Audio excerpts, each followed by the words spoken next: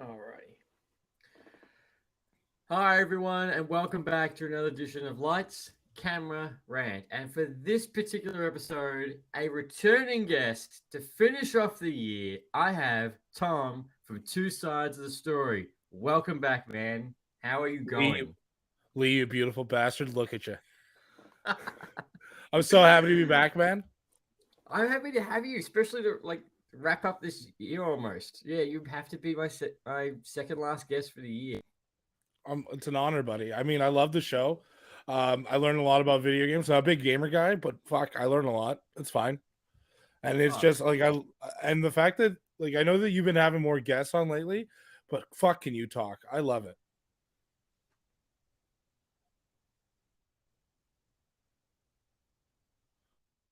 Clearly.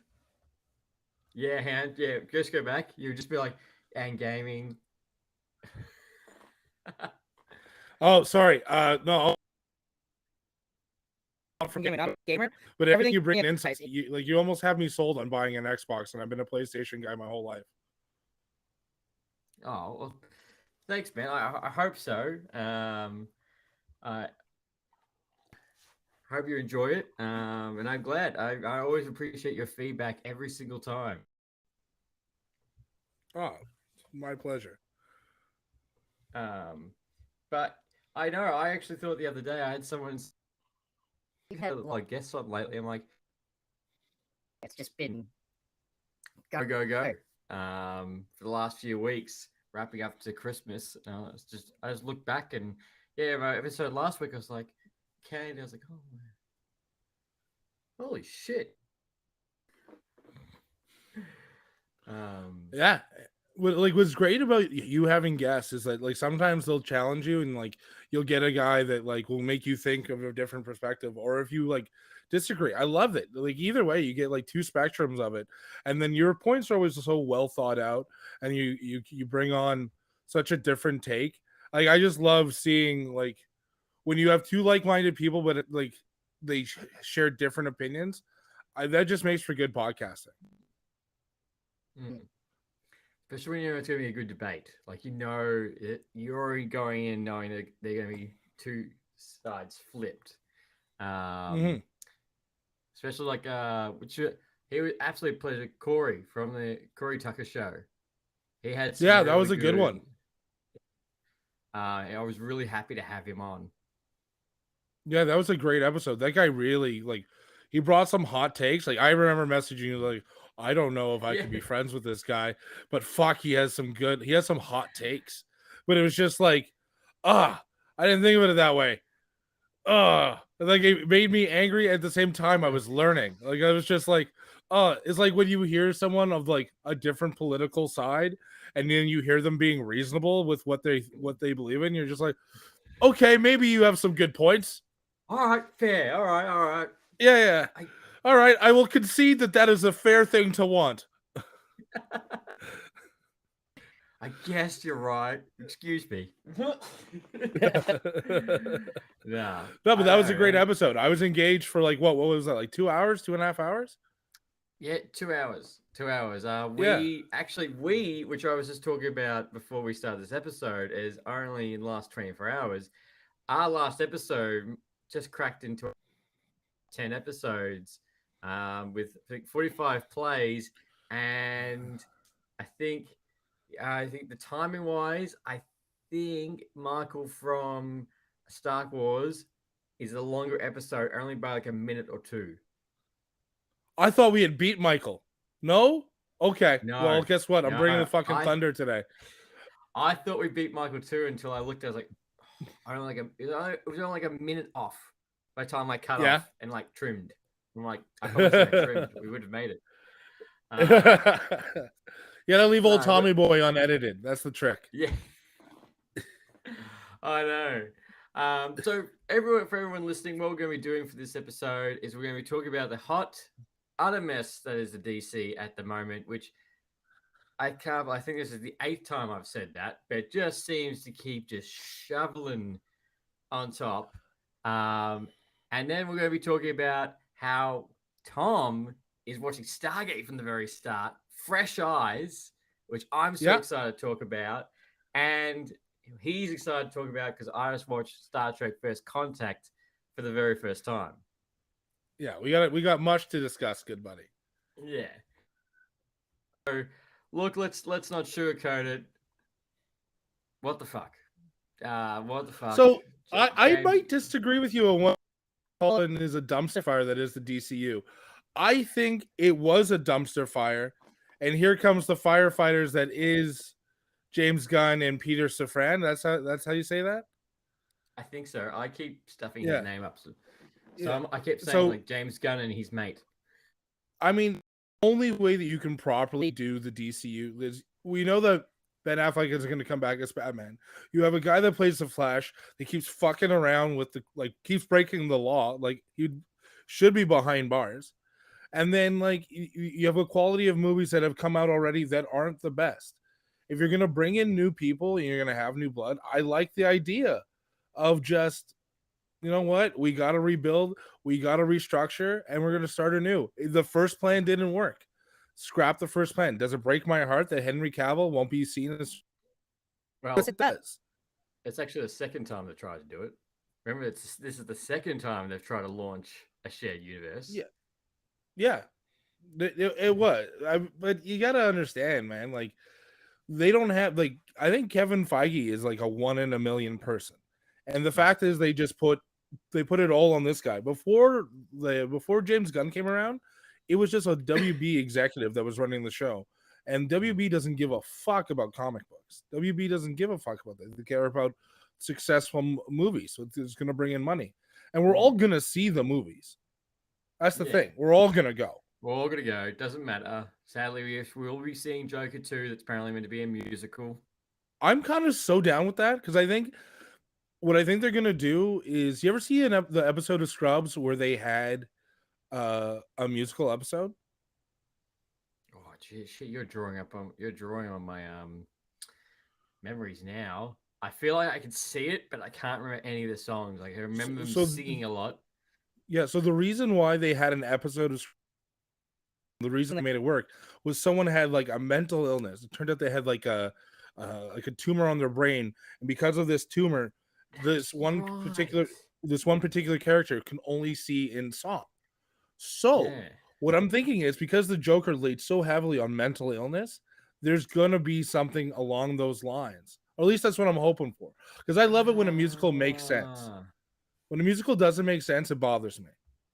Because because the thing about musicals is no one's there looking at people going, why are you all singing? And that bothers me.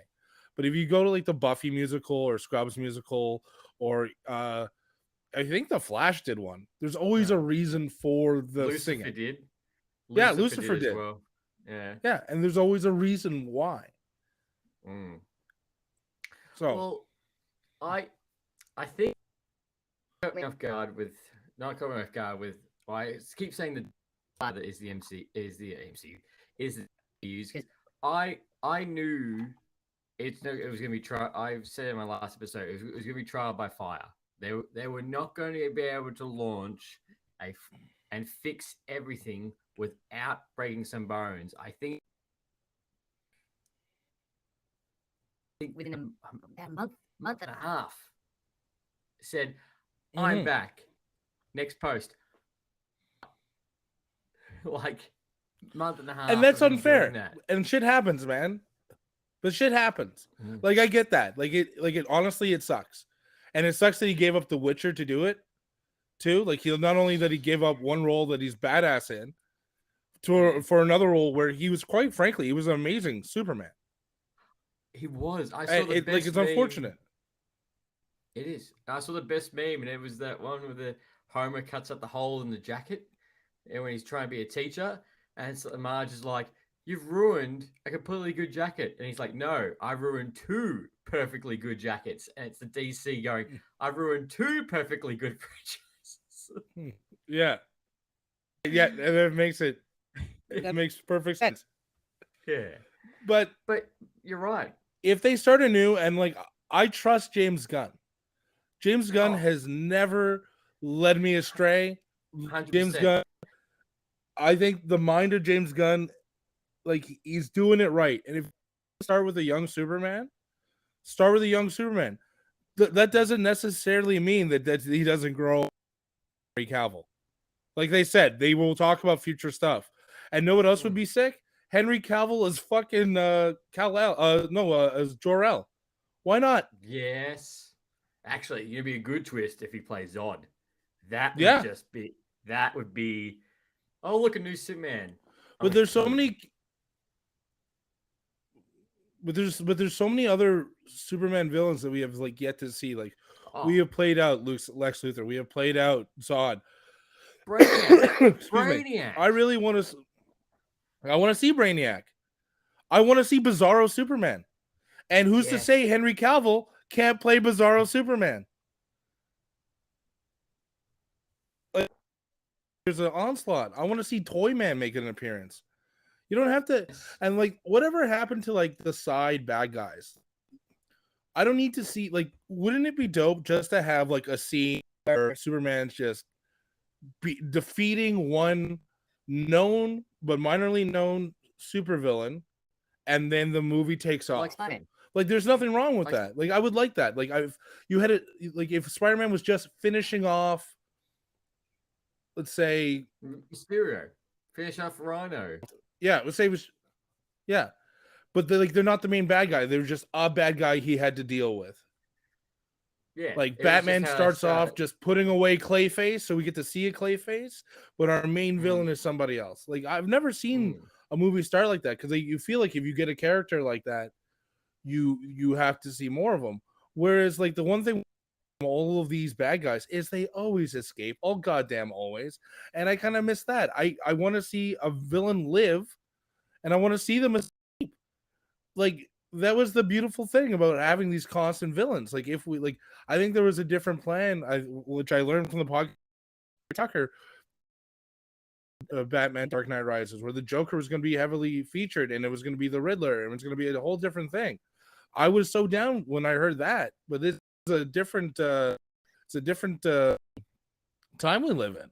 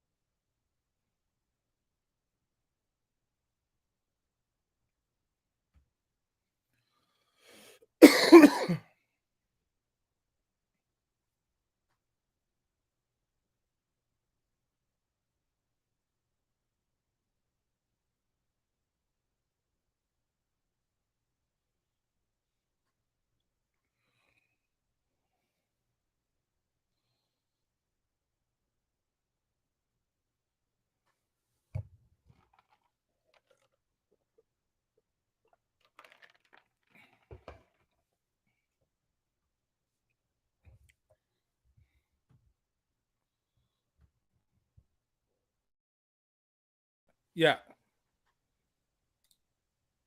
Yeah, so keep going.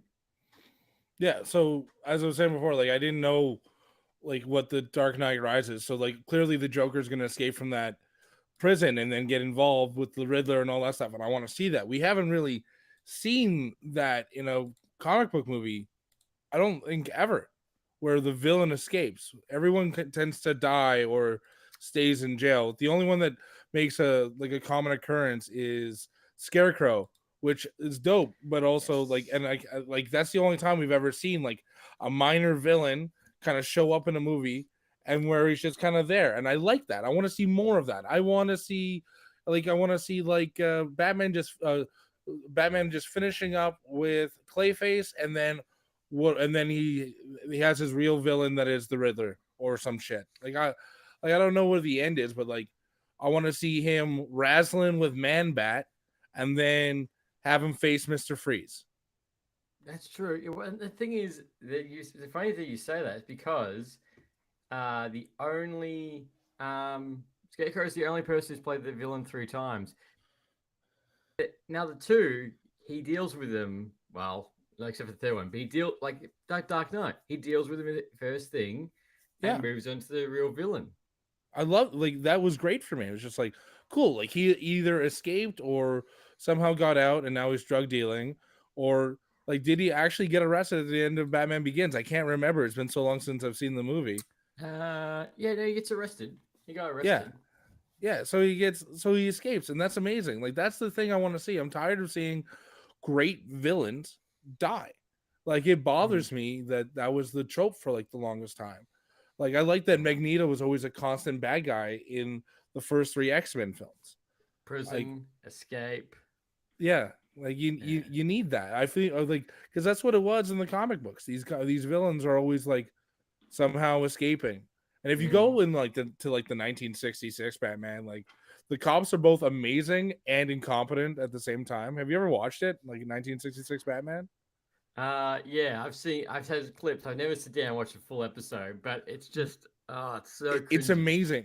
It's really amazing if you see how the cops work. So like there's an episode where like silver dollars start coming out of the milk machine, and there is no evidence of who's doing it, but they just know that it's the Joker. So it's just like, but they also know because it's the Joker, they can't handle it. So they call him up on the bat phone going, listen here. So they're like super good detectives knowing who's going to do it, who's doing it with zero evidence. But they're also like, we are not good enough to deal with this fucking guy. So can you just do some Batmaning, please? Some Batmaning. Hi, can you please do some Batmaning? Shit. It's like the send me the world's greatest detective. But you're right. Like, it's interesting that factor is like, how's it going to, why can't we get more villains like that? But I think it's because with Superman, they've really tried to reboot it, and they've gone from Zod to Darkseid, which we will not see Darkseid for a very long time now. And I'm okay with that. I'm okay with that if they're telling good stories to lead us to Darkseid. I think the big problem with the Justice League is that they rushed it. There was a lot of rushing involved in that movie, and a lot of mistakes were made. Like they wanted to do their own. Yeah, the Whedon that's cut what it was. The Snyder cut. Yeah, but even like the Snyder cut was better, but I don't know if it was good. Like, you know what I mean? They should, like, I've made the same before. They should have not rushed into just doing the Justice League movie. They should have spaced out a little bit more. Ben Affleck might have been a little bit happier, but here's the thing, though. Here's the thing, though. When your main opponent is the MCU right now, and you do a similar thing where you do a whole bunch of like introduction movies, leading to a big bad, leading to more of these bigger bads and all this other stuff. What's that fucking sound like to you? It sounds like you're ripping someone off, which has been the DC Marvel MO forever. Yeah, that's right. And that creates an argument within itself. Yeah. So I don't blame the DCU for going like, well, if we're going to do this, we're going to have to like change it up a little bit, try to make it our own. So let's start with a thing that unites everybody and then we'll have them do their things on their own, and then we'll do some things that brings them all together again.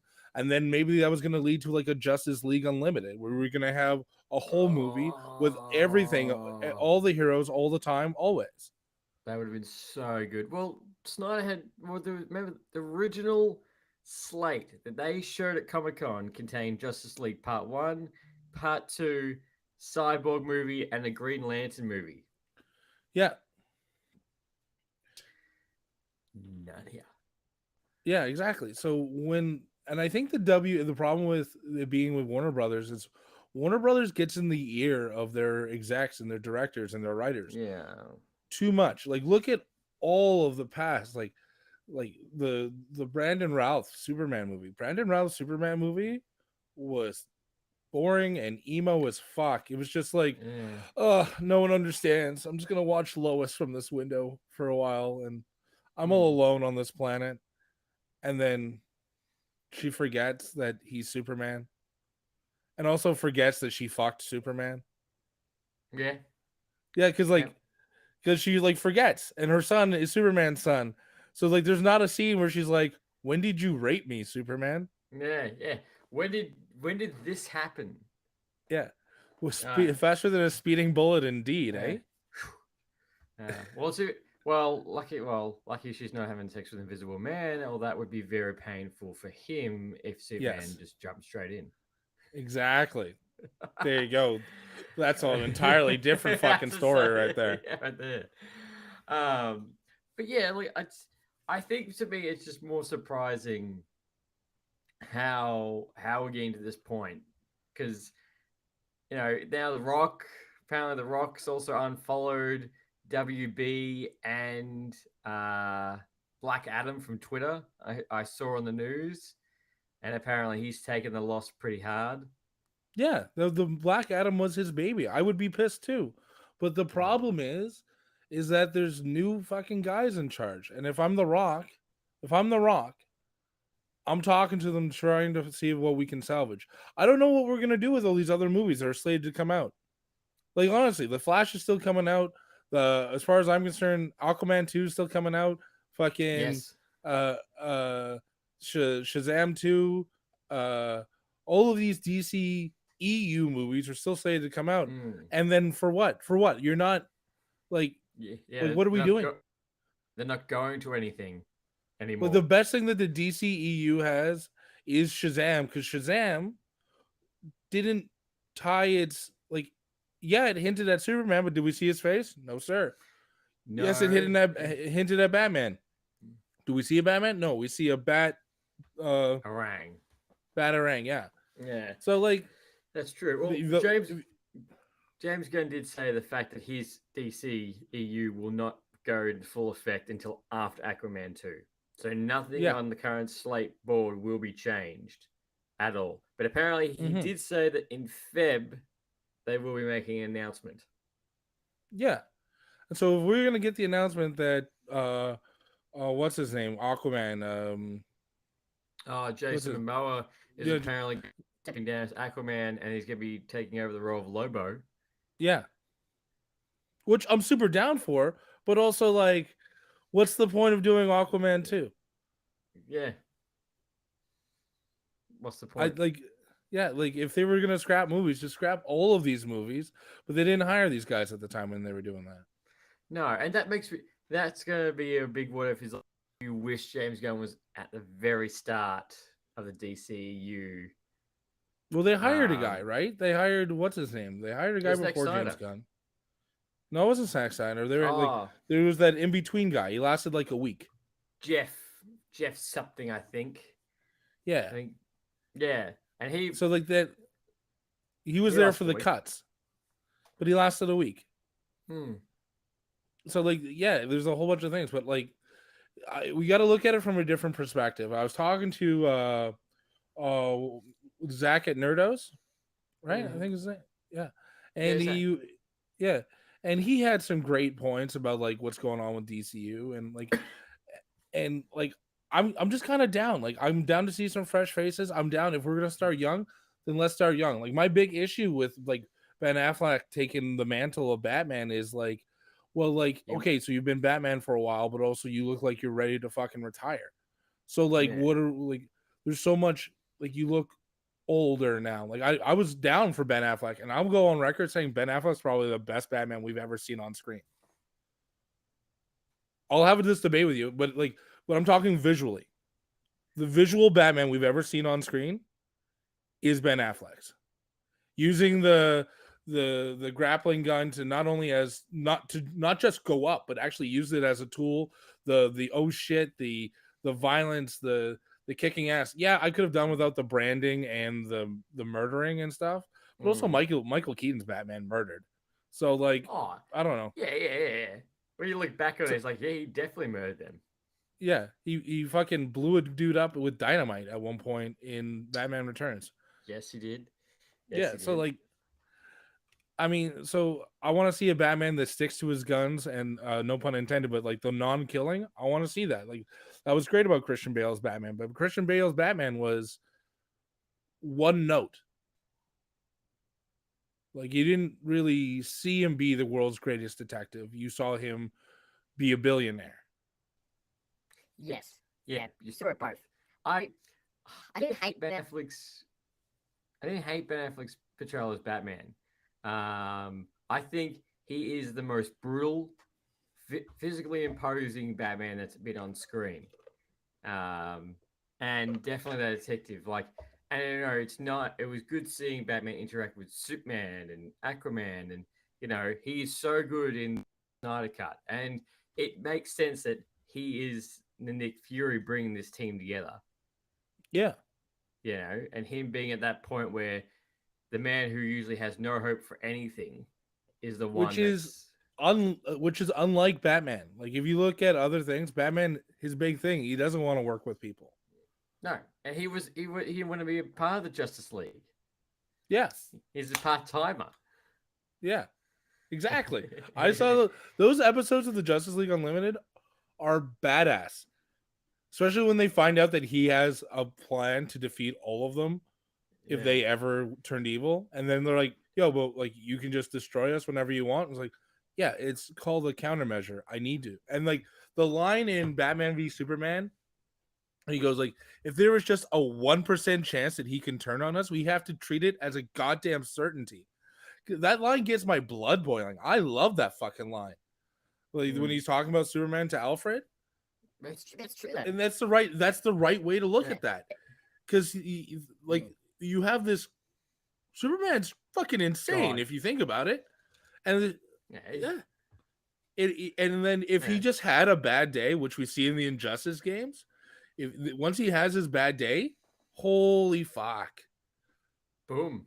Which I think I heard they were gonna make a third one of those games. Actually, they're gonna make a third Injustice game. But you're right, and that's the thing is I don't understand. I would have loved to see the Ben Affleck movie once I saw what the script was meant to be. You know, him going against Deathstroke. Big hand-to-hand combat, a lot of Arkham apparently, but that's the thing is you look back on this and these are all like the DCEU would just be a big pile of what if this happened, what if that happened, what if this finally fruitioned, and now with James Gunn, it's gonna be very interesting to see what they're going to be doing moving forward, and where is it going to be EU? Are they going to rebrand it something else? Well, they did the DCU now. It's DCU now. Just DCU. Yeah. Oh, we got rid of the E. Oh, which makes sense. The extended universe. Fuck off. Yeah, I never understood that either. When they first announced that, I remember thinking, but it's just the universe. Like, we're not. You just started. You're not extending anything. We're still in Gotham. Yeah, we're still in Gotham. And Wonder Woman 3 is now gone. Yeah. I mean, I'm kind of bummed. I really like Gal Gadot. Yeah. I loved her Wonder Woman. I really enjoyed the first one. The first Wonder Woman I thought was fantastic. It was great. Second Wonder Woman, 1984. Not the best, but it had its moments. They had some cool moments. I like the fight scene between her and Cheetah. I like the beginning scene. The young Deanna's doing like the Yeah, that was Amazons. good. Yeah, There's the like it had Calhoun. its moments. Like this is like there were moments of that. It had potential, and yeah, like I thought it was weird that she's just okay seeing a dude and her like someone else is possessing his body, and we're just okay with this. All right, And fine. she sleeps with him. I, Yeah. my biggest argument with Wonder Woman 2 was like, are you telling me in the absolute plethora that is her of comics, the best thing you could have on paper, the best thing was that you have this Amazon warrior princess god go up against a guy with a wishing stone? Like that, like Well, the thing about Wonder Woman is she comes with the mystic, right? She comes with those ancient artifacts and those things. So they, like, I get why they went that route. However, like, she has some better fucking villains that she faces. I'm happy we got to see Cheetah, and I'm happy we got to see it mm, like turn the way it did. Like, I thought that was awesome. I'm But happy we like, saw the gold suit. yeah, like there were things of that I was like, this is fucking cool. This is cool. The whole movie, not great, but these moments were worth the watch. So Mm, I'll say that about Wonder Woman 1984. If I'm gonna find like I'll give you a silver lining mm, for fucking anything. I'm a big mm. Kevin Smith fan, and I like the way he looks at things. And I'll give you this. I'll give you a why it's good on any fucking movie if you want. The Room. The Room is just great for comedy. Now, The Room Ah, I saw in Edmonton the first Friday of every month at this movie theater in Edmonton. Um, you can go and bring your own plastic spoons, and it's just like a fanfare. It's like people are treated like the same way. we've got something Uh, here. Same thing. You put in your plastic spoons and you yeah. throw it at the screen. And every single time they do a glory shot of San Francisco, they go, meanwhile, in San Francisco, for every single glory shot. Honestly, for comedy purposes, that is a great movie. For like the laughter of like, and also, do you ever notice that no one ever closes a door in that movie? No one notices, but every time someone walks in the house, they never close the door. So they're not like they're letting the AC out, they're letting bugs in. Like there's a whole fucking thing, and like No, everyone just walks in and out of that house, leaves the door open. no, I didn't. I just found it weird the fact that people come to their house to study and they don't know who they are, Yeah, but they just come in and out because they have a key. Apparently, or or the mother with cancer that doesn't die or get better or anything. She's just like, we're gonna throw this in here for fun. yeah. By the way, you have cancer. Yeah, Meanwhile, over here, yeah, I know, and all the spoons and forks are framed. yep. Or it's the same sex scene that's been repeatedly used for three different people with the Oh yeah. same body.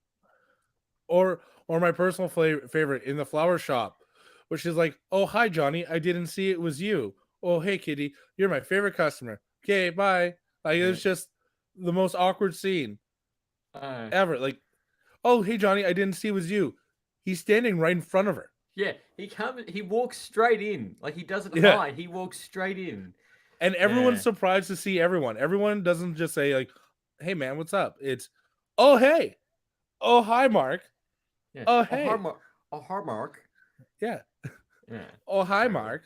Yeah. Oh. So I yeah, didn't know. there's your silver lining. All right. I'll give you that. I'll give you that. It's good for a laugh. Uh, yeah. All right. That's good. But look, it's Wonder Woman 3 is gone. Paige Jenkins seems she's a bit sensitive about the whole thing because she went on Twitter and did her side of the story that I saw. Mhm. She posted apparently the interaction of everything going on. But Henry Cavill, he's got Warhammer now. Yeah. In the same month, he's left a job, got a job, left the job, got a new job. and a job that would make him fucking happy to do. He's a Warhammer fan Yeah, himself. he is a massive nerd.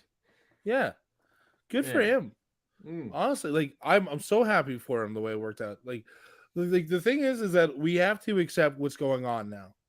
We have to just look at these things ending. We can't go back and be like, wish they did this. I wish they did that.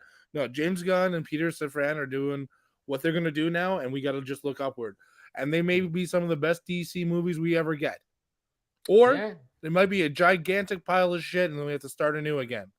But And Marvel Beyond the Phase 8.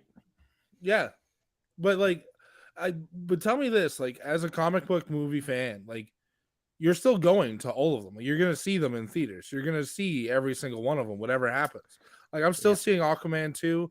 I'm still gonna see Shazam 2. I'm still gonna see whatever happens. And then we have this whole separate DC area of films, like the Batman. What's happening with the Batman with Robert Pattinson? I hear they greenlit a sequel, but what are we doing with that? Yeah, That's on its own. apparently that's on its own, and that's fine. Apparently that's fine, and that hasn't been touched to James Gunn's plan. Like that's all. Yeah.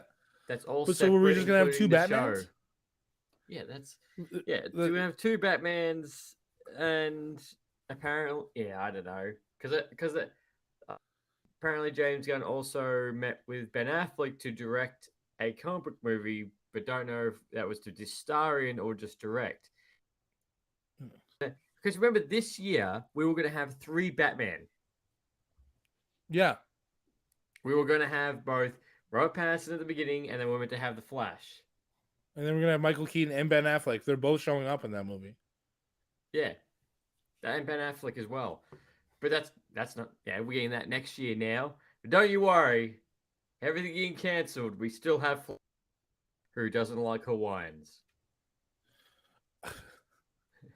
This whole thing is so ridiculous to me, and also like, not who I would have cast as the Flash either. Like I like how weird he is as Barry Allen, the awkwardness of the Barry Allen he's portraying, but like, what, like, read a comic book. That's not what Barry Allen looks like. Like, it's not. I want to see the redheaded stepchild that no one fucking knows about with the rough upbringing. Like, I don't know, man. I don't know. Red hair. And then and his awkward run of just. Yeah, I know. It's what's her name? The chick from Eternals. She did it better. Yes, she did. I can't remember her name. I know. Eternals is not. Eternals is not my favorite. No, actually, I got stumped on Eternals last week. Me and a couple of mates, we went to a Christmas Marvel trivia night at a pub, and one of the questions was, "What is Kingo's name?" The movie actor Internal, and we all completely forgot. Kumail Nanjiani? Yeah, the character's name. What was the character? Is it Kingo? Isn't it Kingo? Yeah, or the character in his Bollywood movies? No, Kingo, like his character's name, not in the movies. I was writing Kino from Mortal Kombat.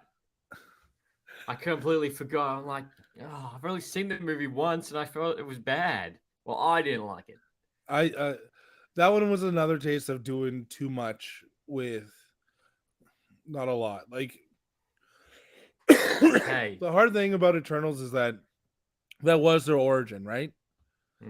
But it also sounded like it was just too much. I don't know. Why? Didn't you want to see the very first MCU sex scene? Well, I did, but like, I don't know. Yeah, it's coarse and rough. It gets everywhere. Yeah, it's Anakin Skywalker's worst nightmare. Yeah, sex and sand. The desert. But anyway, you're right. Like, there's that was meant to be announced Internals too. That was something that was meant to be announced. It hasn't come to fruition yet. Like, there's a bunch of movies that I think they haven't announced yet that we're bound to get. Oh, 110%. But yeah, right now, the DCEU, I feel sorry for DC fans at the moment. You know, you look at not saying, but you look at over the fence, and we have people complaining, saying, "Oh, we have too many Marvel Disney Plus shows, or we've got too much movies, quantity over quality." I'm like, how about you go be a DC fan, where you don't have a Superman, you have at one point you had too many Batman, now you have no Batman, and you have no Wonder Woman, and your entire universe is up in the air, and you can't pinpoint anything or any new you want potentially doesn't. Well, here's the thing with this too. There's a positive way to look at it. We're going to go get all of those characters back, and then some. And I think with Yes. James Gunn at the helm, like he's the guy that made Bat Sprite fucking canon in the DCEU. Yes. Like Yes, he so did. like so I am not upset with like who's in charge, and I'm excited to see what he's gonna do because I think he's gonna go through the catalog, and I think what we're gonna see is we're gonna see villains that we wanted to see on the big screen that we haven't seen ever. Like I want to see Mr. Freeze not done by Arnold Schwarzenegger. I want to see a Yeah. fucking badass Mr. Freeze film. I saw a Mr. Freeze Batman fan poster the other day, and it was like the caption was like, "A cold chill is coming to Gotham," and it was a picture of Robert Pattinson's Batman, and it was like fully encompassed in snow. It was very like a noir old poster, and I was like, "Yeah, yeah, do." Have Mr. you ever seen the Freeze. animated movie Sub-Zero? A very long time ago. Yeah, like I That would won love to see. awards. Yeah, that was a dope flick. That was a great animated Batman movie where you got good insight to Mr. Freeze or Victor Freeze or whatever you want to call him. Mm. And it was a great story, and it covers like you have Batman, Robin, Batgirl involved. It's a whole thing. Great story. Mm. And like that was the thing that they would do. They were doing well in the 90s. They did this well as a cartoon in the 90s. Like I would love to see something like that live action you could totally do today. And like don't get me wrong, like I want to see like you know who I always thought would make a good Riddler is Michael C. Hall, the guy that plays Dexter. Oh, yeah. I've always thought that he would make a fantastic Riddler. Do you ever see the movie Gamers with him Yes. and Gerard Butler? Well, the Yes. way he plays his character as the bad guy in that movie, the Mm. way he like pounces around, like I saw a little bit of Jim Carrey's Riddler in that performance, Mhm. and I was like, you know what? You put that guy in a Riddler suit, I'm fucking here for it. Yeah. So I'm like, down. yeah, but like but when we do these fan castings, we're always setting ourselves up for like some kind of disappointment, right? Yeah, And it's like you remember whenever we hear who's getting casted as like you remember when people were upset that Heath Ledger was casted as a Joker. yeah. Well, it's the thing. People were upset about Michael Keaton Yeah, back in the day. Warner Bros. Got so many letters of people yeah, complaining that because it's the perception of whatever their previous role was. yeah. And I think Michael Keaton, his previous role was a comedy at the I time. was it like Mr. Mom. Oh, I don't know. I don't know. It was some kind of comedy, but that's why people were like, the guy from that is playing Well, see, Batman. and also people forget that people like that's what acting is, right? Pretending what you aren't, like it, and you have to go to a place to do these things. Hmm. Don't get me wrong; Ledger, it's just like I'm like Yeah, that was you're right. acting, Yeah. and that was fantastic acting, and that's what that is. Like I'm not the guy that I will never criticize a casting choice until I see the performance because you have to see that there's a reason why they gave him a role. There's a reason why Thor was Chris Hemsworth, and there was an onslaught of people that auditioned, and he went to the audition like 4 or 5 times to be like, all right, it's you, congratulations. And we went with this fresh face actor whose only previous note was playing Captain Kirk's father in the new Star Trek, and he lasted 8 seconds. At the time, and Home and Away. Home and Away? Yeah, Yeah, Home and Away. yeah. Yeah, it was So Australian soapbox TV show, which should have ended a very long time ago. Oh, nice. Yeah. Well, like that's the Um, thing, right? Like you don't know what these actors can do until you give them the opportunity. You only know what they can do based on what you've seen. But previously. but that's the thing with acting. Acting is you can go as far as your imagination can take you. And I Yeah. love that about like Batman. When Ben Affleck's Batman went to this crazy like dark place where it was just like I got to protect not only like these people but like this guy's the fucking like look at the destruction he can cause, and he just did this shit by accident. Yeah, I know. Burned so much. It destroyed Yeah, so much, which became an argument again. It was like, oh, this Superman's too destructive. I'm like, it's his first real bad guy. And yeah, we never got the second chance. yeah. Like also when you have two guys with superpowers that are gonna destroy a building, like yeah, shit's gonna go awry. Like I don't understand. Yeah. There was like an ABC or NBC comedy where it was about the insurance companies in the DC universe. That was like it didn't last long, but the concept's hilarious. Can you Yeah. imagine? Oh, your building got torn down by Lex Luthor. All right, well Yeah. here, Yeah, here's your bill. And I'm like, who yeah, pays for Oh, look. yeah. It's the thing. There's always got to be one billionaire, right? Yeah. Oh. Look, I hope I hope the DCEU. I have complete faith in James Gunn. I know he's going to do it, and with his friend. And the best thing is even with Kevin Feige said how he's like. Someone asked him, "Do you know how do you feel about James Gunn being the head of DCEU?" And he's gone, "Look, I was one of the first people he called when he got the role. I congratulate him, and trust me, anything he makes, I will be the first person there." Yeah. Consider me And like that's I'm already genuine. yeah. And like just look at the work that he's done. Like just look at his work. Even look at his early work. Have you seen Mm. Slither? No, but everyone apparently says that's really good. It's a fantastic alien horror movie that is that just like I think a lot of people slept on. Like once I started to enjoy like Guardians of the Galaxy, I started to deep dive. Like, hey, what else has he done? Because that's what I like. If I Mm. find if I find an author I like, okay, well, what else have you written? Let me find other shit, and then Mm. oh, okay, like you did this movie. Let me go check that out. Let me go check that out. Let me go check that out. Like that's the thing, right? That's the reason why I continue to listen to your podcast. You're a cool dude. I enjoy your show. I'm gonna stick with you until like you're with no. It's like brand loyalty to me. You stick with these people that if you enjoy what they're doing, like the slightest bit, you're going to discover what they did before and what they're doing next, and you're going to stick to it. Like I watched Brightburn just because James Gunn's name was attached to it. Yeah, apparently That's really good and just a horror Superman flick. Dude, it is an amazing movie. If you have the chance, like that movie had me watching my rearview mirror the whole fucking way home.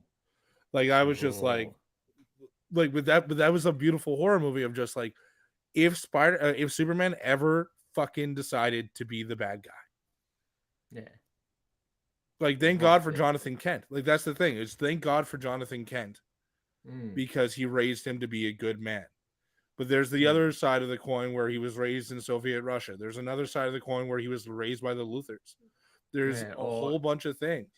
Or he was just a right in the government in a lab. Yeah. I think when you say like brand law, say the person that I have like complete faith in, I'll watch whatever they produce or make is Christopher Nolan. Yeah. Because anything you put to paper, he was a director that when I watched The Dark Knight, I went back and watched his other work, and pretty much Mhm. anything moving forward, I'm like I was straight away. I was like Inception, Tenet, and now Oppenheimer next year. I'm like, Yeah. You see you're Equilibrium? directing it. No, I need to watch that. I still need to watch that, and I That's need a to fucking watch. dope movie. That's a I need to fucking dope watch. movie. Oh, his really early one It's with where the guy who's tattooed himself and he's yeah. It's a Memento. yeah, I need to watch Memento. Memento. Yeah. Another great movie. Like, and that's the thing I love. Like, I do that with Kevin Smith, Quentin Tarantino, um, James Gunn. I'll do, and then like I'll just hell can Cameron Crowe, no, Oliver Stone, Cameron Crowe. I'll do that with. Oh yeah. Yeah, just like I think we're also at the age of directors, not just actors. I think like we're paying more attention of like who's behind the helm of this film than we Mm. are, because Patty Jenkins is a great director. Yep. Well, if she, well, currently right now I think she's not got Wonder Woman 3, and I don't think she has Road Squadron either. Yeah, she's been getting the fucking shit into the stick, but it's not from, it's not like from It's not from her. like It's all studio yeah, it's not from her. interference. Yeah, that's all it is, and the thing is, you want these things to succeed, and when you have these things, these franchises that have been iffy, and let's be honest, Star Wars has been fucking iffy. I'm just gonna say Yeah. Star Wars television has been so much better than the Star Wars films we've been getting. Oh, dude, preach. Utterly preach. I still to this day I think Mandalorian singly saved the Star Wars franchise after the sequel trilogy. Yeah, but, Both well, existing and new fans. To quote Kevin Smith, it's Jon Favreau and who's the other guy? Who's his partner? Oh no! I could see John- his hat. Something Dave Filoni. Definitely, that's right. Yeah. Yeah, it's Jon Favreau and Dave Filoni going into the Star Wars toy box and just playing. That's what it is essentially, and that's what I love seeing. It's like, it's when we see the Mandalorian in a Naboo fighter. That's something I would have done with my Star Wars toys as a kid. You know what I mean? And like when Kevin Smith pointed that out on a podcast, where it's Jon Favreau and Dave Filoni going into the Star Wars toy box and playing, and that is just, and that's where fun storylines get created. And then all of a sudden, Boba Fett shows up, fucking down. And then if you want to throw in Darth Maul in there somehow, some way, somehow, fucking power to you. If you make it make sense, I'm probably gonna be right on board. I want to see that shit. I want to see the guy that did the young Han Solo. I want to see him come back as Han Solo in one of the TV shows, just to do a fucking Kessel Run, or just to do whatever he's doing for Jabba the Hutt.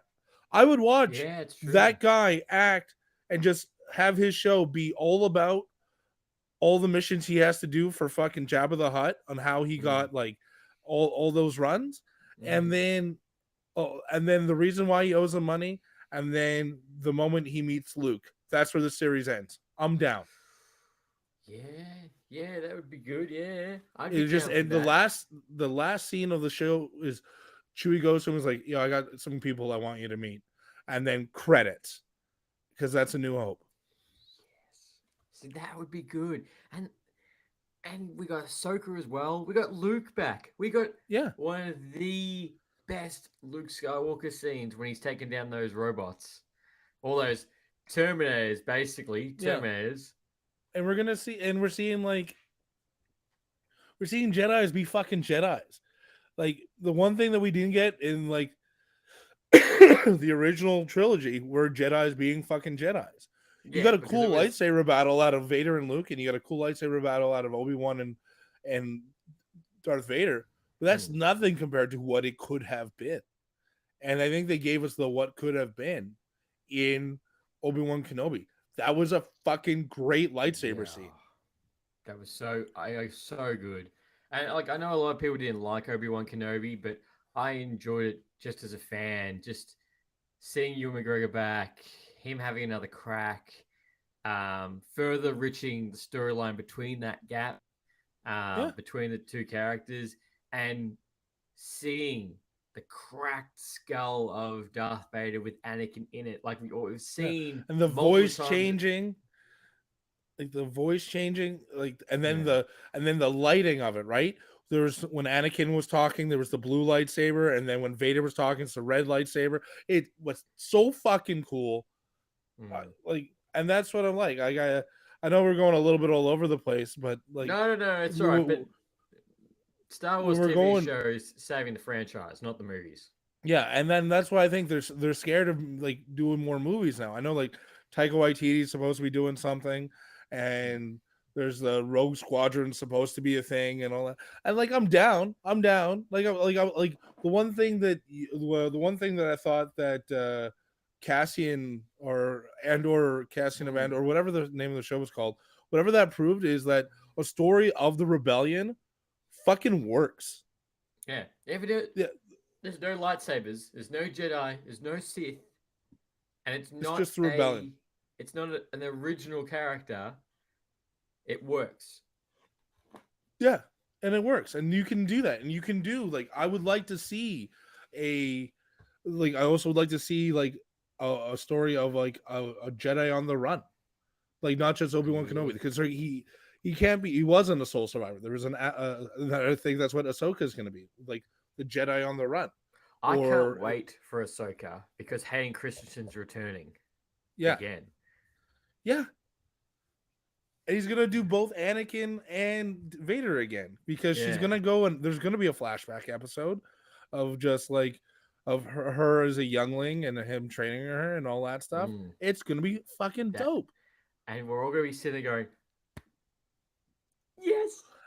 And I also kind of think that as fans, we all have this imagination of where things should go, and we're kind of to blame with our own disappointment a little bit. I think I talked about this last time I was on here. I think I did a little bit. It's just Yeah, it's Especially it's with- expectation. yeah, and we go like, well, I wouldn't have done this. I would have done this. Why didn't they do this? Then they should have done that. Yeah, well, this is what we fucking got. So Yeah. like, Yeah. You can't like look. you know what I mean? Like, you ever have dinner or like you go to your mom's for dinner and you're like, oh, this isn't great. And like, yeah, well, there's fucking starving children in Africa. You know what I mean? Like Yeah. that whole thing. It's kind of like that with movies. It's just like we were never gonna see Obi-Wan Kenobi again, and now No. we did. That We always were brings never back- gonna see Ahsoka live on a screen. Now Yeah. we are. I know. It always brings you back to the point of like, well, you can be a DC fan if you want. If you really want to complain, go over there. Yeah, but They but that's it. But like, and I as a DC fan, and I am like I watch it. Like I never thought I would see King Shark on a live screen TV on a movie, No. let alone Sylvester Stallone voicing him. No. Hand. No, I didn't think I would see that either. Actually, I think in that whole movie, I didn't think I'd ever see Starro. Yeah, I didn't think on paper I would And- ever see that. and you know what? That could have made for a great Superman because one of my favorite episodes of Batman Beyond is when Superman gets possessed by Starro. That's yeah, And like it's the older Superman with the black and white suit, yeah. and he kind of looks like Reed Richards at the time. Mm. That was a great episode, and I would have loved to see something like that happen again. That was a great. Those are great episodes. Those are great things that like I I just would want love Batman- like. I just Sorry, want a go Batman ahead. Beyond movie. I just want a Batman Beyond movie. Like, And I take- think we'll get it. Like I do think we'll get it because Ah. the demand is there. I Mm. want to see a live action Gargoyles come out of Disney, and I want to see a Batman Beyond movie come out of the DCU. Mm. Would you keep? Oh, it'd have to be. I was gonna say, would you? See, you'd have to keep it separate. I would just say I would love to just do what they've done with the Batman. Just keep it separate. It's obviously set in the future. There's so many things you could do with it, and Mm. you can have. The thing is, you can have the DCEU Superman and Wonder Woman's and all play the characters. You just play the older versions in it. Mm-hmm. Exactly. Yeah. Exactly, and I love that. I honestly, I can't wait for those moments because they're gonna happen. Like James Gunn, I think he's listening. Like he is. Like I don't think he's listening to this particular podcast. I mean, I It hope better so be. for your He numbers. is- Like for your numbers, I hope James Gunn is Yeah. listening. But like, I think he's listening to the fans on Twitter, and I think he's listening to like, and I think he knows what we want to a certain extent. When he Extent. responds to Twitter, you can actually, and he will Yeah. find an honest answer. Yeah, and you know, I'm excited to see this. Like, congratulations to him. and I'm It'd be a role of I'm a on board. lifetime. I'm on board. I'm, as I said to the guy, as I said to Zach at Nerdos, when you're James Gunn and you get an opportunity like this, you don't say no. And I think he's No. just cleaning up what the mess was left for him. And the only way to clean it up is sometimes the house with the good bones needs to be torn down anyway to rebuild. So that's where we are. Yeah, even you see there the Rock trying to rebuild palings there. No, You're and right. that's it. Like I feel for The Rock because like The Rock, this is something The Rock wanted to do. But here's the thing about The Rock. You're gonna find work again, buddy. And honestly, why not recast The Rock as Black Adam? Fix the mistakes. You can do that, and I don't think anyone would be pissed. You can keep him. You can keep him. Yeah. You can just ignore the scene with Superman at the end. Just like, whoa, he's back! Whoa! Oh no, he's not. Oh yeah, we got Warhammer. What? I know. I feel so bad for Henry Cavill, but again, he's gonna work. He's gonna work, and he's fine. Like what I want going forward from the DCU is I want genuine commitment. Like the actors that we had playing like the big roles, like Iron Man, Captain America, they fucking committed and they gave us their best work. And they did it for a bunch of movies, and they made us believe in the superheroes. Like I do believe like Quentin Tarantino said a thing like there's no such thing as movie stars. And I kind of believe that in a little bit because whoever was behind the mantle of Captain America, I would have seen. I wasn't seeing it because it was Chris Evans. I was seeing Captain America as Captain America. And I think he's kind of right with that statement. But with the level of commitment that they gave us to those roles, I'll forever be grateful. And I want that kind of commitment to come in the DCU. Like right now, I'm nervous about Spider-Man because Tom Holland says he wants to take a little bit of a break. About like he said that right after Far From Home. Which like I think he deserves. What will trick is Sony has to make a Spider-Man movie in a certain amount of time to keep the rights. So that's what will trick because I know Kevin Feige they're gonna want Spider-Man in Kang Dynasty. They're gonna want him in Secret Wars, especially Secret Wars. I just get worried about actors leaving these roles before they're complete, and the role isn't complete yet. I got a bookend with Iron Man. I got a bookend with. I kind of have a bookend with Captain America. I love that Chris Hemsworth said that he's going to play Thor until we ask him nicely to stop. And I'm pretty sure Tom Hiddleston's going to do the same with Loki. I love that these characters these actors love these characters as much as we do. And I want that for the DCU. Please, that'd be nice. Well, Kevin Feige did say that when the MCU first had these 9-picture deals, but now they don't have them anymore. Apparently, they let if you want to keep coming back, you're welcome. You have a place if you want to keep coming back. We want you to want to keep coming back. Yeah. We don't want to force you. Yeah, I like that. And look what it's done for so many. Like I believe the MCU has created stardom. Like I was having this discussion with my co-host Sean the other day. No one knew who Tom Holland was until he played Spider-Man. No one knew who Chris Hemsworth was until he played Thor. And I can say the same thing about Tom Hiddleston. And I know that it rejuvenated Robert Downey Jr.'s career. Oh yeah. Chris Evans was always going to work, but the fact that he took on Captain America, good for him. And I feel like he's the only one that already had kind of stardom, not superstardom, but stardom. Like I've known about Chris Evans since Not Another Teen Movie, and I liked him in that, and I watched him in everything since. I'd say consistently leading up to Captain America, yes, because like Robert Downey Jr. did have stardom, but after Ally McBeal. Yeah, so consistent stardom leading up to Captain America Yes, yeah, Chris Evans. Yeah, And Scarlett Johansson too. yeah, She was still she's the other one. She didn't need the MCU, but putting her in there, fuck, that just adds to it, right? yeah. Mark Ruffalo, always a known guy, but you Mm. put him as the Hulk, fuck, everyone loves Mark Ruffalo now. Yeah. Even sometimes I think Kevin Feige's wanted to kill him. Well, I honestly, I would find it so hard not to keep it a secret. I find it Oh, so hard to keep my Christmas gifts a secret. I get so excited about shit. yeah. Like Maddie's the honestly, same. if you want to keep something a secret, do not tell Thomas. Honestly, I get so excited for you to see the thing, and Maddie then does the same thing. She always like, yeah, oh, I got your Christmas present. I'm like, oh, cool. I look forward to Christmas Day. She's like, I what?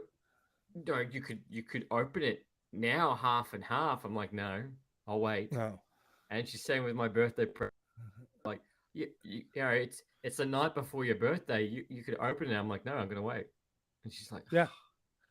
Just because like I can't wait to see that look, the knowing that I killed it, and like the knowing that you're gonna find out and it's gonna be amazing. yeah. Yeah, and it must be I so get. hard. It must be so hard. Oh, it would like Infinity War Endgame would have been so hard to, from all your knowledge, keep that under wraps, Yeah, and that would be so tricky to. Because the thing is, it was only Robert Downey Jr. that knew basically 90% of the plan yeah. at all times. Uh, but and it's actually, sorry, go off topic, but speaking of like Amazon and shows. God of War has Yep. now got its own show at Amazon too. Yeah. I'm Interesting. fucking down. I'm down. Is what's his name reprising the role? I wish, which I that's why I said God of War, because I thought that would be a really good segue to lead into our next topic. Yeah. That's what I wanted to say. Yeah. I hope. I don't think he's too old. I hope he can play the role, because I know he would get into shape, because he was in good shape pretty much all. And in this day and age, Stargate. you can de-age someone if you have to. But I think he looks good. Doesn't he look good now? I feel like he looks good right now. Yeah. He's just dad. That's all. But he'll get into shape. He wants to play Kratos. Christopher Judge wants to play Kratos, and I think he would do. I think what I was reading, they are doing the God of War 4 and 5. They're not doing God of War 1, 2, and 3. So it will be older God of War with his son. Okay. So that will fit. And I think to myself, even if they did younger, you could do it, because he's not that young. Yeah, if you do it for an episode, you could. Yeah, if you do an episode seeing him go against. Wouldn't you love to see him climbing out Mount Olympus with the fucking Titans on his side? Live action, ready to fight Zeus. Don't you want to see that though? Zeus, yes. Oh, with the blades, yes. I would love to see that. And you would have heard in my last episode, I was like, oh, Craig gets the award for best performance. I'm like, how many of you know he's from Stargate?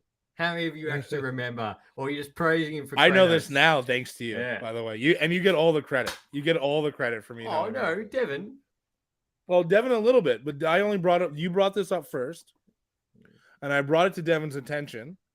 And my cousin Sean has brought up Stargate a lot. So I watched the Stargate movie because of my cousin Sean, my co-host.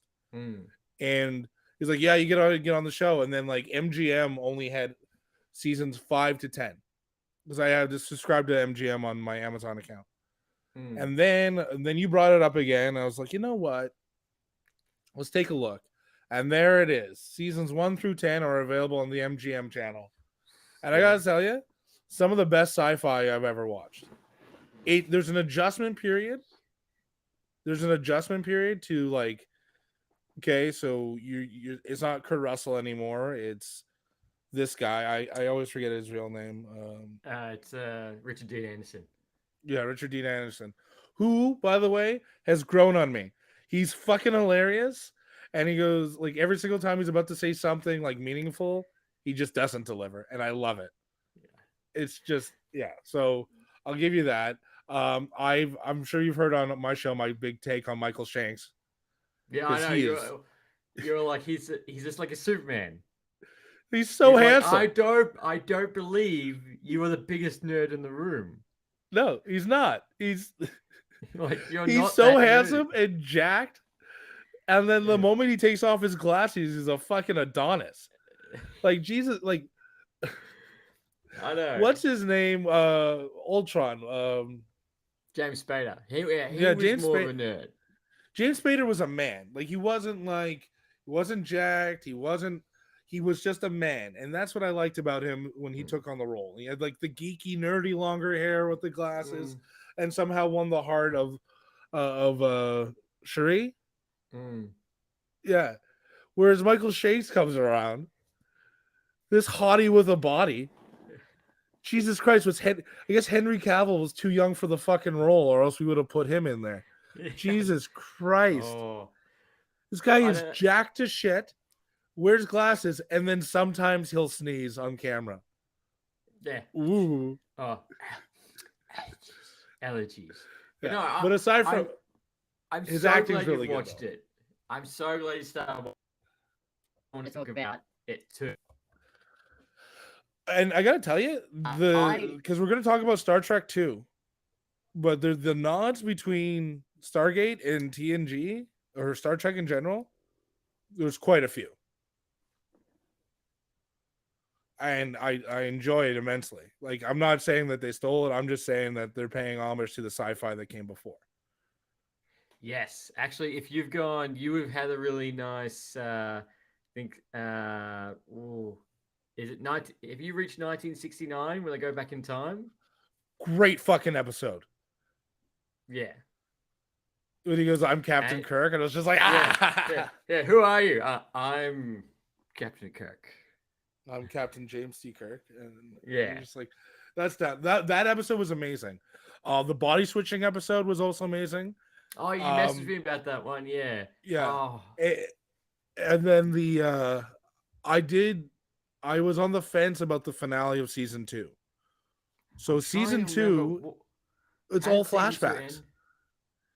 They have a whole bunch of flashbacks, but they're facing not Apophis, but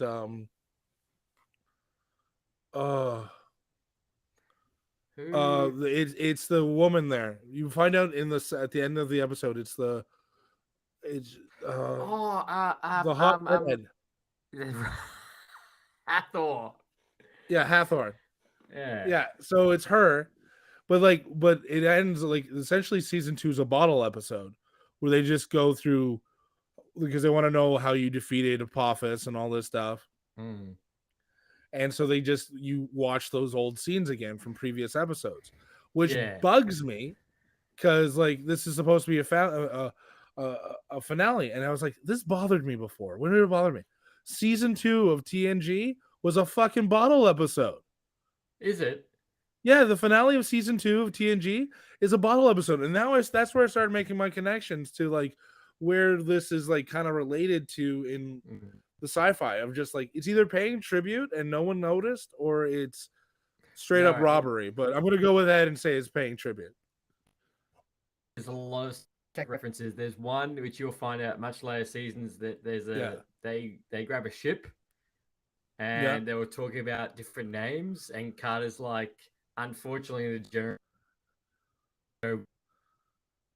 like, why? What's wrong with the one? Why? What's wrong with my suggestion? And she turns around, she's like, you can't call it the Enterprise. And he's like, oh, I love that. I love that. And like, in season 3, I'm like well into season 3. I'm gonna tell you right now where I am. Season 3. I gotta pull it up here, but the episode with the cult. It's the bad guy in that is a guy named Seth. Oh yeah, when they're back on Earth. They're back on Earth, and that's a good one. Yeah, that's the fantastic. So I'm past that. I'm on episode.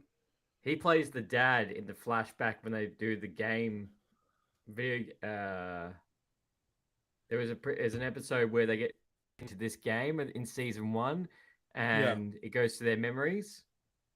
and then there's like this dome. Yeah. Seth, the guy who plays Seth, played Michael Shank's father in Egypt. Sorry, in the Oh yeah.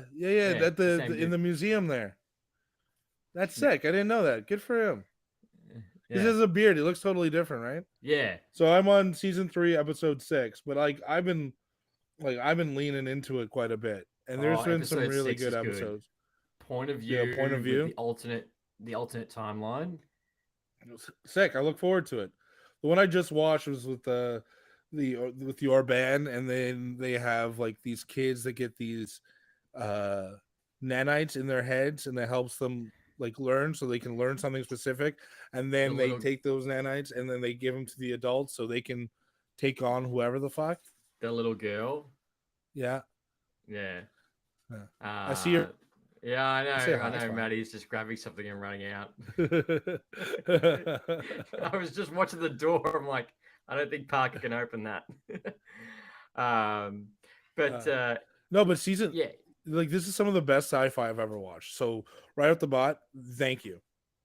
Yeah, dude, Wait, if you like Star Trek, I think you'd like this as well. And what appealed to me to this show was that because it was set in modern day, like it's not like too futuristic, it's not too in the past or like an alternate timeline. It's the fact, if it was 90s and we just had this giant doorway, what would happen? And it's they for the first few seasons, it's just basic military. By the by, the Asgards. Huh? The Asgards. The Asgard. What they show and what they are. I love it. It makes me so happy. It's like, oh, it looks like the alien from Roswell. Yeah. Yeah. Oh, it's so good. And like the treaty episode. Oh, with the murder mystery. Yeah. Yeah. That was and the fact that that these people can wipe out the planet. Yeah. Straight away. In an instant. Yeah. They can just wipe it out. And it's very intense too. It's like you get kind of hooked. These things really come down to the wire. And there's 10 seasons. Everything's gonna be fine. You're just like, no, shit's gonna go awry. Like it can't be this perfect. And the acting is when they did the body switching episode. When everyone has to play the other person's Tilk doing Tilk. So what's his name again? Ariel doing Tilk was perfect. It was perfect. And then like that brief instant where Michael Shanks or Daniel Jackson is doing O'Neill, and it was just it's perfect. It's so good. No, and it's just weird hearing Tilk talking a normal voice, like he's talking normally. Like, by the way, don't cut my hair. Yeah, that's right, because he's looking at it too. He's like, no, don't cut my hair. But the first, obviously with the first few episodes, first seasons, it's just 100% them just going to different planets. Like it's just full exploration, and it only gets better. Well, here's the thing I didn't like. I didn't like the death of Apophis. I don't think that for the big bad that he was, the original bad guy, the one that we get introduced to, and he's just dead in a random episode of season 2, dies on their bed. It didn't sit well with me. It's I don't want to spoil it for you, but just your answer may change. Okay. I know that it's like a necessary evil because there's a whole bunch of them, and there's a war within all these different gold clans and all this stuff. Yes. And now that I'm getting to there, yeah, I get it. But like, we still don't have Daniel Jackson's wife back. We have the original big bad. I'm just saying he's the original big bad. And I guess I'm used to this is your big bad for season 1. maybe season 2. Then he gets his comeuppance in the finale, and then when we start they season linger 3, more. here's your new bad. Yeah, they linger more yeah. across. But no, like I can honestly tell you, probably one of the biggest things about Stargate is like nearly every thread they start does pay off. They do pay off every big thread. That's what I like about Doctor Who. Like, not to change anything. Are you a Doctor Who guy? I've watched the first 2 seasons of the reboot, and that's it. Okay, once you get past that season, once you get into the David Tennant era, I stopped watching when, it was about the second or third episode with David Tennant because I was watching it with my partner at the time, and we broke up, so I stopped watching. Okay, well, you got a friendship with Thomas now, and you're gonna start watching Doctor Who again because you're gonna get to these episodes, and there's gonna be these random things that just happen on a show, and then like 2 seasons later, you're gonna get payoff for it, and it's amazing. It's just absolutely amazing. And then once you get to like the Matt Smith era, he's like the most optimistic, carefree, happy. It's everything that you want in a good guy. And the beautiful thing about Doctor Who is that he doesn't use a gun. He uses a screwdriver to fix things. What's his superpower? He has a second heart. Like, that's the only thing that makes him different from the rest of the humans, is that he has an additional heart. And he has like knowledge and all that stuff. But he doesn't beat people, never beats anyone with violence. He never beats anyone with, he might threaten and talk a big game, but like he is the ultimate, like he never once throws a punch. And is the most heartwarming, beautiful good guy in all of television and all of sci-fi, I'll say. It is worth getting into. If you want something that's going to tug on some heartstrings and some of the most fun and it's some really fun sci-fi. Oh yeah, that question with Doctor Who. But like, do you want me to go back and watch Doctor Who, or do you want me to start watching? Star I want Trek? everything. I feel like I've done everything. Let's get to everything. In a world like everything's available, Lee. Like, I don't understand. You know, you do one of this, one of this, one of this, one of this. And, we live in a society where we can have every flavor of ice cream we want, man. Well, that's true. Now, Doctor Who is now going to be on Disney Plus. Exactly. So I can't wait for that. Yeah. But like, as long like, I just like that you're dipping like me. Like, I've never seen Stargate, and it's awesome. It's worth me dipping my toe in. And honestly, I'm loving every second of it because I can revert to like 90s television. I don't need it to be special. Like, I like, you know how like you can go like, oh, the graphics of this, and I know it's 90s. I know what it is. I know what I'm getting into, and it's amazing. Yeah. And I like that, like, there's still makeup, and I like, I'm into it, man. It's really good. I just can't wait because you watch Star Trek First Contact. If you ever go back and watch the Borg episodes on TNG, the Borg look nothing like they do in the fucking movie. So get ready for that disappointment. So yes, I went and watched. Yeah, essentially, me and Tom did a franchise swap. He went and watched Star Trek First Contact for the first time, which I must say was really good. I really enjoyed that. And Tom did say to me, he's like, it's essentially zombies and time travel. And I was like, okay, all right, sure. Yeah. And it is just, what I found with it, I don't know, but I found like, obviously, you have a conflict, try and figure out the conflict. I felt like the conflicts kept rising. Like, they kept like, oh, there's the Borg. Oh, okay. Now you're back in time. Okay. Now you can't talk to the team split. Okay. Now the guy doesn't want to lift off. Okay. Now Data's gone rogue. Like, it just kept going up. Yeah. Oh, they're trying to get onto satellite dish as well. Shit's happening. Yeah. Shit is happening in that movie. It just keeps going. Like, the conflict ratio just goes. Yeah.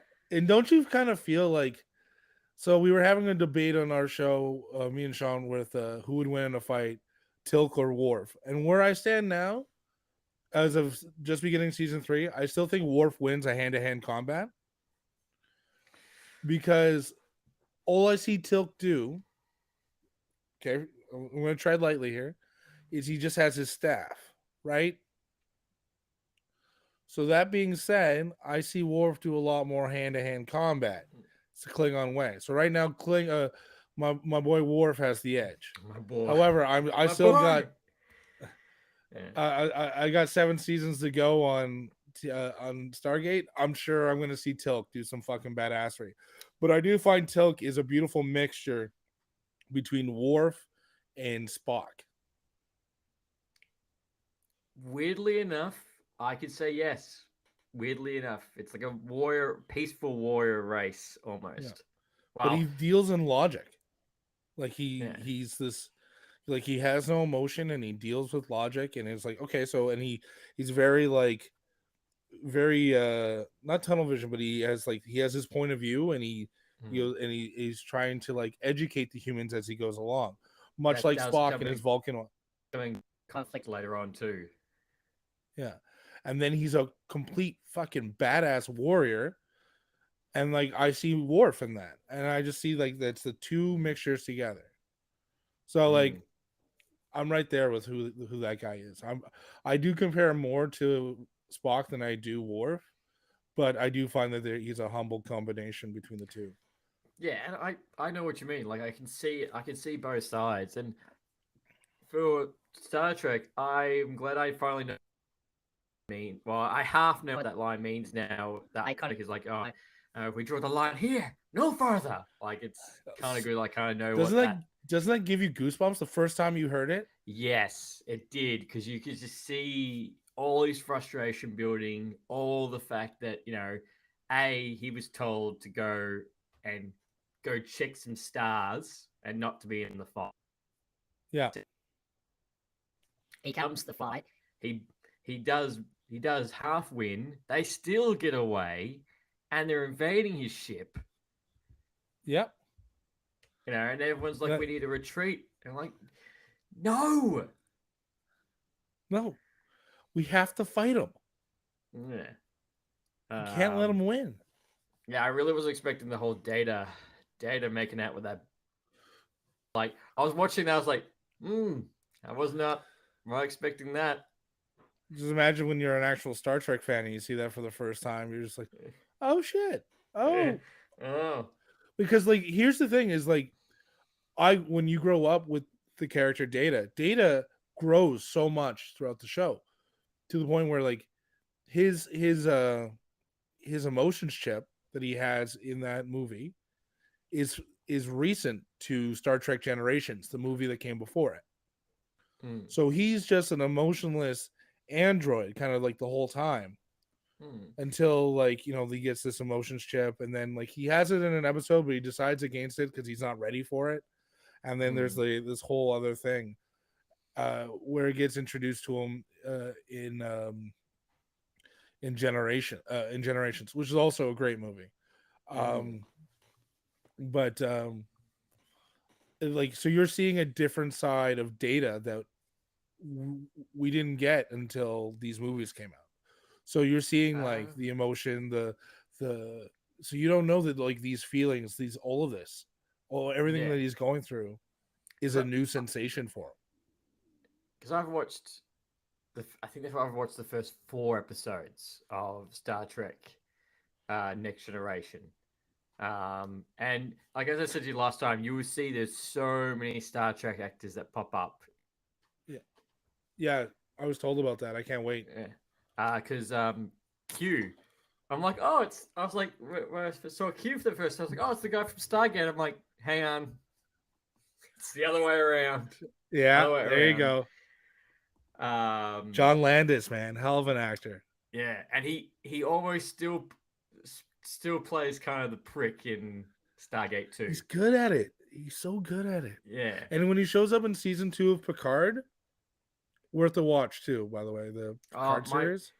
My brother-in-law, he's big Star Trek fan. I was telling you about it. He was the second person I messaged that I was watching First Contact. He's like, "Oh, about time, yeah.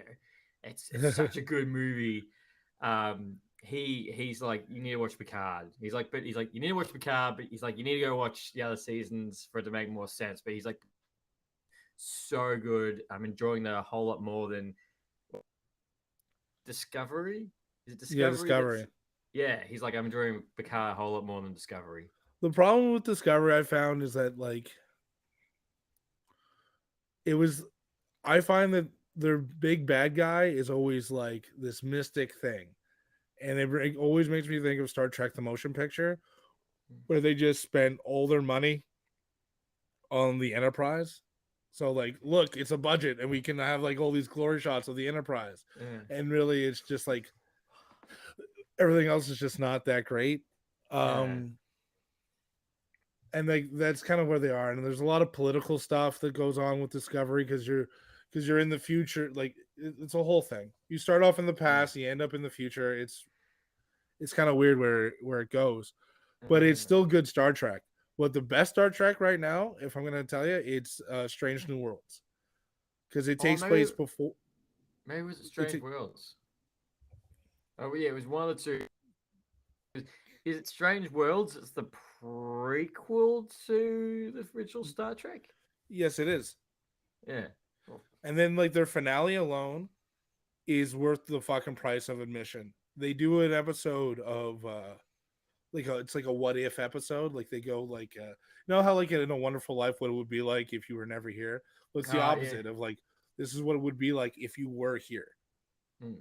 So because the thing about this guy is that he knows his fate. Yeah. So Captain Pike ends up being like in an explosion, and he ends up being like burned to a crisp, and he's in like this wheelchair kind of thing. And then that's how Kirk takes over the Enterprise. So within Discovery, in an episode of Discovery, Pike learns of his fate. And so he's the captain of the Enterprise, knowing this, trying to see if he can avoid it. But then he gets this glimpse of like what happens if he does avoid it. Yeah. And then it goes into a previous episode of the original Star Trek, but where he's still a captain. Same episode, essentially. Yeah. But it's but Kirk's not at the helm. So you can watch that episode of Star Trek where Kirk's at the helm, and it's like a shot for shot, same kind of thing. Starts off at a wedding on the starship, and then all of a sudden they think they might find Romulans, and no one's seen a Romulan yet, and it's like a whole thing. And it's this fantastic episode of like, do we help the Romulan or do we destroy the Romulan, and all this thing, and it's just good it's great sci-fi, man. Great sci-fi. And it makes you want to go back to that. And that's what I like too, is that it makes you want to go back. There's these beautiful nods, and it's just, and like, yeah, the graphics aren't there when you go back to the 60s version of Star Trek, but the fucking storytelling's phenomenal. Yeah, it's masks, latex masks, and bad swing of a punch, but the stories are still there. It's why you fell in love with it. It's why you fell back in the day. So you have like all these options to go down when it comes to Star Trek. Well, that's true. In First Contact, when the aliens arrive and Susie they take off the hood. Yeah. I was like, of course. Of course it's I just forgot their name. The Vulcan. Yeah, I was like, of course it's Vulcans. Yeah. Yeah, I was like, of course they are the First Contact. But yeah, as soon as I saw that, I was like, yep. But I like how 90s the movie was too.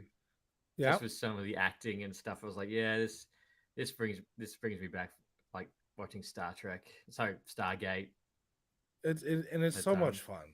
That's what it is. And that's why we watch this entertainment, right? Because it's fun. And like I have so many people in my life that like they have no interest in watching Star Trek, and I go, you say that now, but like I guarantee you, if you gave it a shot, you'd fucking love it because there's something in it for everybody.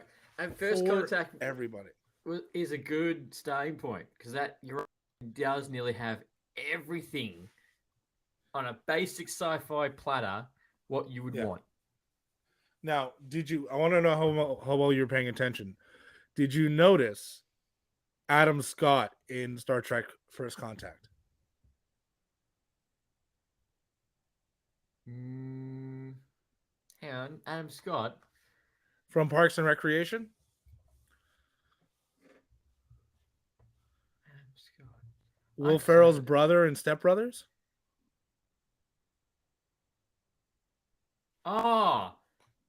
No. Who is... Hang on, no. He has the second best line in the movie. Where... He's not on the crew, is he? No, he's on. So when they're at the beginning of the movie, when they're fighting the Borg, and you see Worf, where he's just like, "Well, today is a good day to die." Oh yeah. As soon as I saw that, I was like, "That's what that's from." I'm like, yeah. So So the ship with him. he's sir. There's another the ship coming in. It's the Enterprise. That's Adam Scott. Holy shit. Yeah, if you go back and watch again, fucking I had Devin do the exact same homework. So we didn't release this episode yet. We will release it soon. We had Devin on the show, and I asked him the same question if he noticed Adam Scott was in there. And he didn't. And I had to do the whole song and dance with him again. I did notice how one of the crew guys is from Captain America. Yeah. That guy acts in everything. That guy is in a lot of shit. Captain America's the first one. He's been in TV shows. I'm sure. I think he was in Walking Tall with The Rock. He's the bad guy in that. Yeah. Going, whoa! You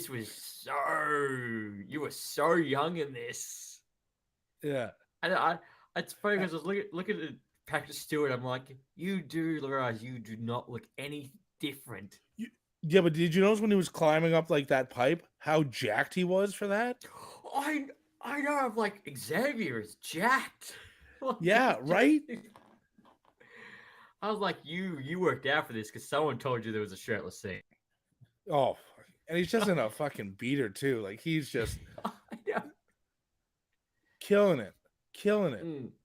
Like I thought the same thing. As soon as he took it off, I'm like, you're quite jacked for a captain. And know what? When you go into TNG, when you go into the history of Jean-Luc Picard, he is the most badass character. The most badass character. That. He's because had such a rough life, but also like when he was in Starfleet, he got into an altercation where he got stabbed in the heart, and he just laughed.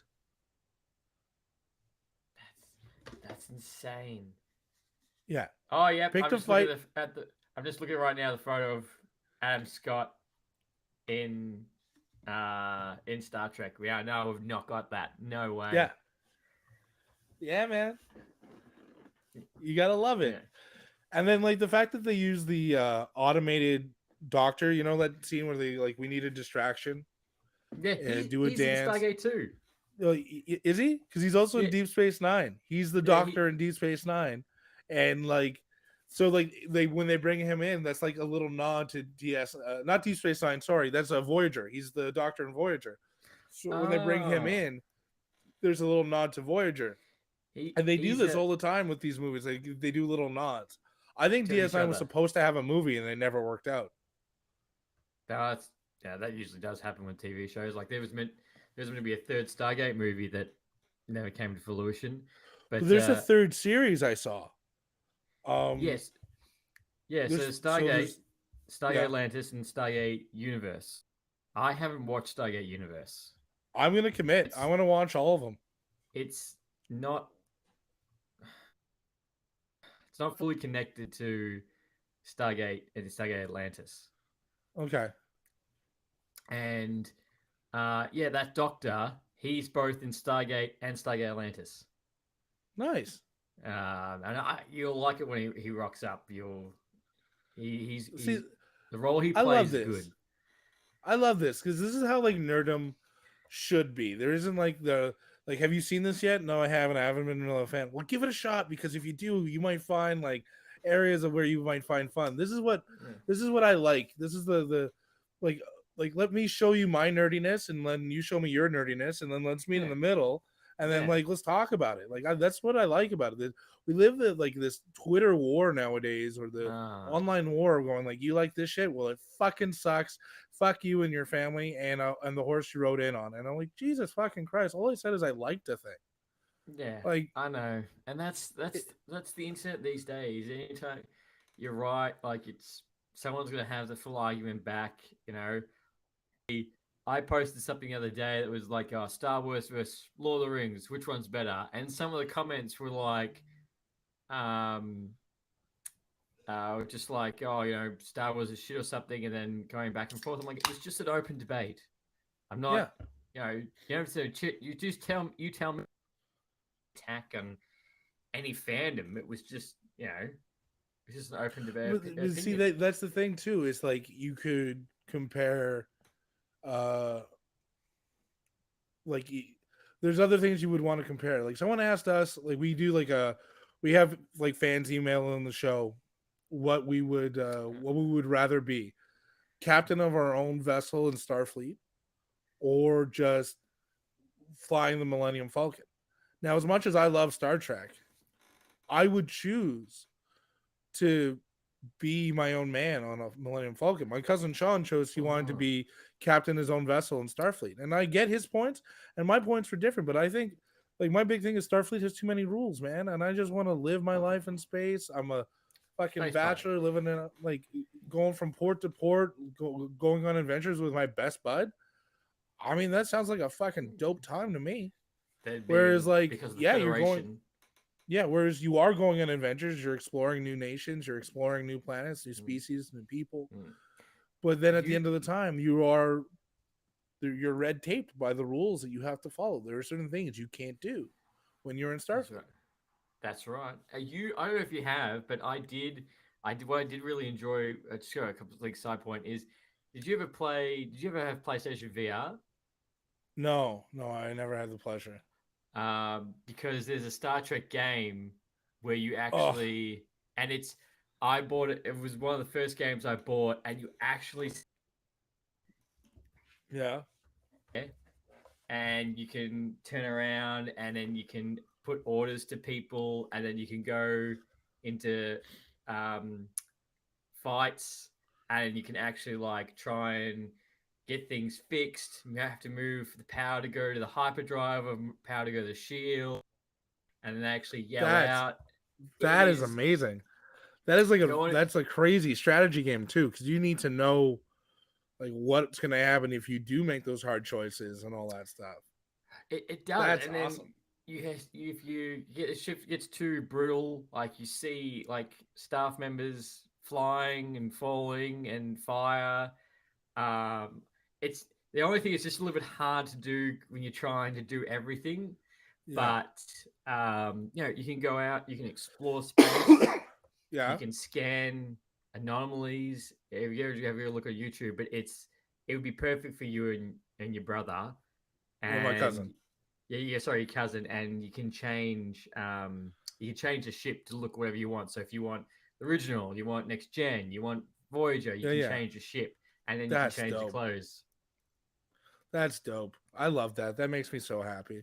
There used to be this thing in Vegas where you could like participate as like a person on a Starfleet ship, and then all of a sudden it's like the Borg invade and you have to escape, and it's like a thing. Like it happened in the 90s. You can look it up on YouTube. I swear to God. Like it looks kind of campy and cheesy, but you're essentially escaping from the Borg on a ship. And then like you do it. You 100% do the things that like I would. It's gone now. Like this was like peak like 1994, if you could, like peak Star Trek. I think it came out around the same time as First Contact, which was like 97. But like to have that opportunity of just the fandom, like I would, like Sean has his own like jersey. He has his own uniform. He has a original blue. Yeah. It's a Spock shirt, and his best friend Kieran has the Kirk. But like, I would want, if ever me, I love the uniforms that are in First Contact. I don't like the TNG. Like I like the TNG uniforms, but once they came Oh, out with because that, they like had with the something gray like shoulder pads and the turtleneck, yeah, it had like a vest kind of thing. yeah, I like those ones. And and that came around. That came out first in the Dominion in Deep Space Nine when they started the Dominion War, which was just that's great sci-fi too. I'll have to Like check out that too. yeah, like so if anything, the next like year or two is just filled with just Star Trek and Doctor Who for you. So Yeah, I hope your partner's patient. oh, I think she is. We just started watching Wednesday. All right How do you now, like and it? I'm up to episode 4. I'm really enjoying it. I'm really I liking liked it a this. lot more than I thought I would. Yeah, same here. I'm loving them whole murder mystery Hogwarts Yeah, style. That was the first thing I thought of, like, this is very Harry Potter and X-Men. yes. But I like that those worlds exist because, like, the thing that we always got from, like, well, I didn't watch the cartoon as much as a kid, and I never watched the original black and white show. But Hmm. what like my big thing were the movies with like Raul Julia, Christina Ricci, oh, what's her name who played Morticia? Yeah, the original. Hmm. Yeah, same And thing. Christopher Lloyd is Uncle Fester. Like that was my jam. Yeah. And the Peak thing that '90s movies. oh dude, like that is my era. Like my genre of Yeah. music hasn't changed much from the 90s, and like the shows I watched didn't leave far from the fucking 90s. Apparently, like I grew up in the wrong age. Like I should have been born in Oh, the 80s, and then if I could have been like 17 in like 1994, I think that would have been the best. yes. But anyway, I digress. What I love about it is like it had all the stuff that made me like the Addams Family in there. Mm. I love the way that the actress plays Wednesday Addams, Jennifer Ortega, I think her name is, Yeah, she does her so good. so well. Um, did you see her dance yet? Was that in episode 4? Yeah, yeah. I've just watched that one. I've just watched Yeah, that one. fantastic. But like, and she made that all up, and like she choreographed that herself, and she saw Yeah. like goth people dancing, and she saw like other things, and she took from Mm. so many places. Like the thing that only bothers me, I like Catherine Zeta-Jones as Morticia. I wish it was Oscar Isaac playing Gomez Adams, not Yeah. Luis Guzman, That's probably my because only gripe is I'm like because when I look at Gomez, I'm like, he's not that debonair, that handsome, that suave, that like yes, you can see that he's in love with his wife, and like mm, yes, you can see that he at one point was a smooth talker and a debonair man, but like it for me it was like that Raul Julia. If it's not Raul Julia, I don't know who's doing it. nah. You know what I mean? Like the way he was suave, and the way he would dance around, the way that he would like he would on God, Monsieur Soleil, like Yeah. all of that is just You, that it you don't wasn't there see in any of Luis that. Guzman. Nah. Um, but I still really enjoyed the show, and I like Mm. when you would get to the end, I think you'll like it. The fact that Christina Ricci came back, I'm very I think happy about it. I think it was great, and I loved when she I, did when she goes to go downstairs for the first time, and I was yeah, like, oh, there you go. there, yeah, and then you got Uncle Fester episodes on the way, which you're gonna love, and then Yeah. you got and the thing looks great. Like all of that looks so I know. good. I know. Yeah, I've actually, I didn't. The only reason we put it on last night was, um, well, we just Maddie's. So we thought, oh, I was like, we're like, oh, have you watched this yet? And Maddie's mom was like, yeah, it's actually pretty good. You should watch it. So I was like, all right, we'll chuck it on. And after the first episode, we were both like, yeah, let's keep going. Let's let's keep watching it. oh yeah, I was hooked after the first episode. I was Tim hooked. Burton. I really enjoyed it, and I go back and forth with Tim Burton because like he'll do a thing like Beetlejuice and Edward like, that's original. Well done, Tim. Mm. And then he'll do Planet of the Apes, and we're all supposed to be impressed, and it was just not great. And then, but then he'll do like Sweeney Todd as a musical, and you're like, this is fucking dope. Well done, Tim. And then you're just like, so I go back and forth on how I feel about him. And then he does like, there's a level of arrogance that I think comes with Tim Burton. Mm. All right, hey, he's not as big as James I'm an Cameron. artist and I'm goth. Yeah. No, and we can talk about that. James Cameron. I just don't like, what I don't like is I don't like people that bring down other artists to promote their own art. No, That is what I don't like. And that's the thing. And he complains about Marvel. And you shouldn't. Hype your own thing up. Like, I don't understand. Like, you don't have to do something to make yours seem better. And like, that's why I'm not going to see it in theaters. I should. It's gonna probably, like, you saw it, right? Yeah, it's Avatar 2. Yeah, Avatar 2. Yeah, it's just a quick. It's visually, it is utterly stunning. It is. It's fantastic to watch visually. Like, you're almost watching It's almost you're watching a documentary, and you're waiting for David Attenborough to come in and be like, the beautiful whales. Watch them as they migrate around the land of the people. Like, you're almost waiting for him to do that. But it does go for 3 hours, and I do watching. Decent impression. I enjoyed that. Oh, thank you. I should do that more often. You could have trimmed. He could have trimmed 3 hours off. Like, you could have taken about 40 minutes off it. Yeah. And see, like, I would have saw. Like, I think I was messaging you about this. It's just, or no, I was, again, Zach from Nerdos. I was messaging him about, like, I am not excited about Avatar 2. Like, I'm not. Like, there's nothing about it that goes, oh, I gotta fucking see that.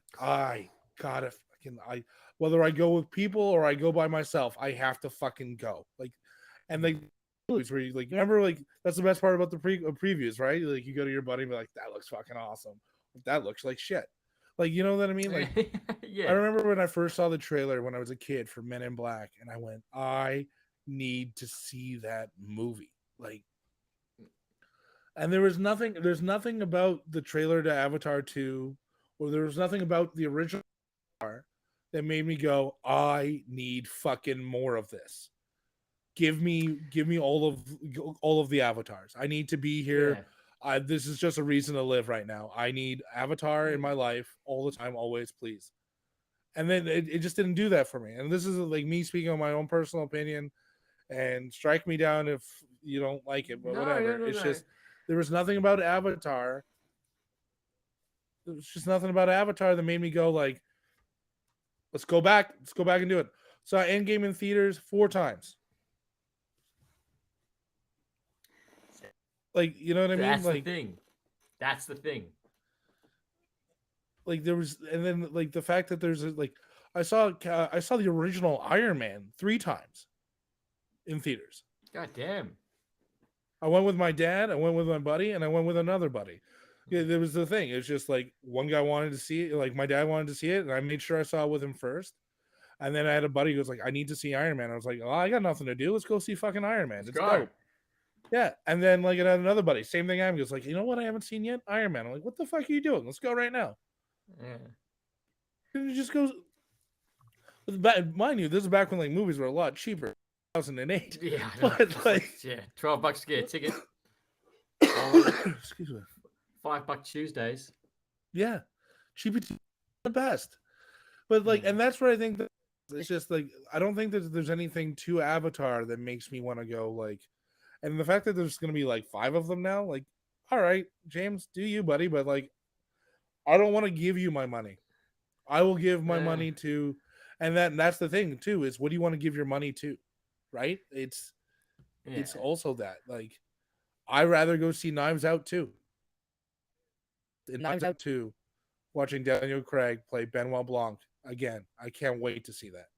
Yeah, isn't that? I thought it was already out. Oh, is it? On Netflix. No. I thought it's out. I think it's soonish. I thought it was, like, in theaters for, like, a week soonish, and then it's in Then it's on Netflix. I think it's like December 21st.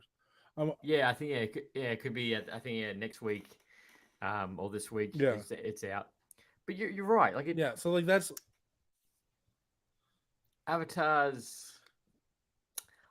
My gripe about Avatar is I don't believe it should be the highest grossing movie of all time. That title should go to Endgame. Yeah, and well, like you said, but when you say that, you sound like Indiana Jones in The Last Crusade. It belongs in a museum. Yeah, and you didn't find it first. It belonged to that guy. You don't get to choose where it goes, man. You didn't find it. I know. You, I know. It belongs to a museum. Love it. Yeah, that's the thing. And like I like the first Avatar, like that for 2009. How I was 12? No, 17, 18. I was 19 when that came out. 2009, I was 19. 2009. Yeah, was it 2009 when it came out? Yeah. Yeah. I was captive when I watched first trailer. I thought this looks like a great sci-fi, and I enjoyed it. But what griped me for Avatar 2 is James Gunn with this giant stick going around and pointing at everyone, going, "Yeah, it's better than this. It's better than that. Let me shove the stick further up my ass." Complain about Marvel. I'm like, dude, you haven't made anything for Avatar. Some docos, I think. Well, he had a few. I think he was involved with a few of the Terminator movies.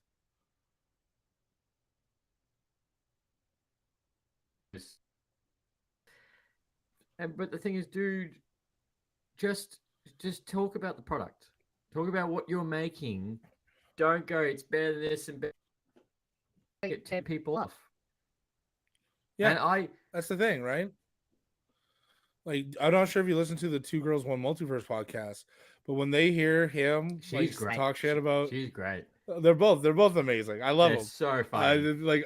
They're so funny. But when they hear them talking shit about like Marvel movies, and they just lean right into them, and I'm here for it. When Quentin said what he said, I think that they got like a snippet of what he said, and then they're like, "What is it with these old men and bitching about fucking Marvel movies?"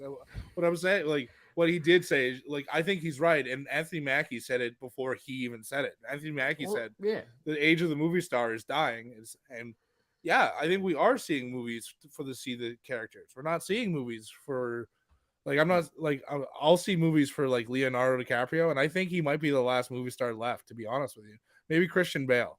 But I think we're either seeing movies for directors or we're seeing movies for characters. I could see that happening. But they're right. Old men complaining between James Cameron, Martin Scorsese, or whatever his name, and Quentin Tarantino. Yeah. But what I find interesting is like these people complain about Marvel. I'm like, you're complaining about Marvel because they're currently on top of the world at the moment. If it was somebody else, you'd still be complaining about them. Mm-hmm. It's just because Marvel. You'd still be bitching and moaning. Yeah. It's because they're successful, and they're successful because we grew up with superheroes and we love seeing superheroes. But I also find that James Bond is equally successful as a Marvel movie. It's a different kind of superhero. Jack Ryan, the character Jack Ryan. Do you know who this character is? It's from the Tom Clancy books, isn't it? Yeah, the Tom Clancy books, but originally they were movies before they did the series. And those will always get my money. Like The Hunt for Red October is a fantastic movie. Yeah, Clear and Present Danger. Harrison Ford. There's two with Harrison Ford. Patriot Games in Clear and Present Danger, and Patriot Games gets my money 100 times over. It's a fantastic movie, and it's just, but like that's the thing. It's just like these characters, it's like seeing Sherlock Holmes on screen, or Wolverine, or Luke Skywalker, Captain Kirk. Like you want to see these characters. Like it's, and it's the thing that shapes us as human beings. I have much to believe that like how we grew up as kids.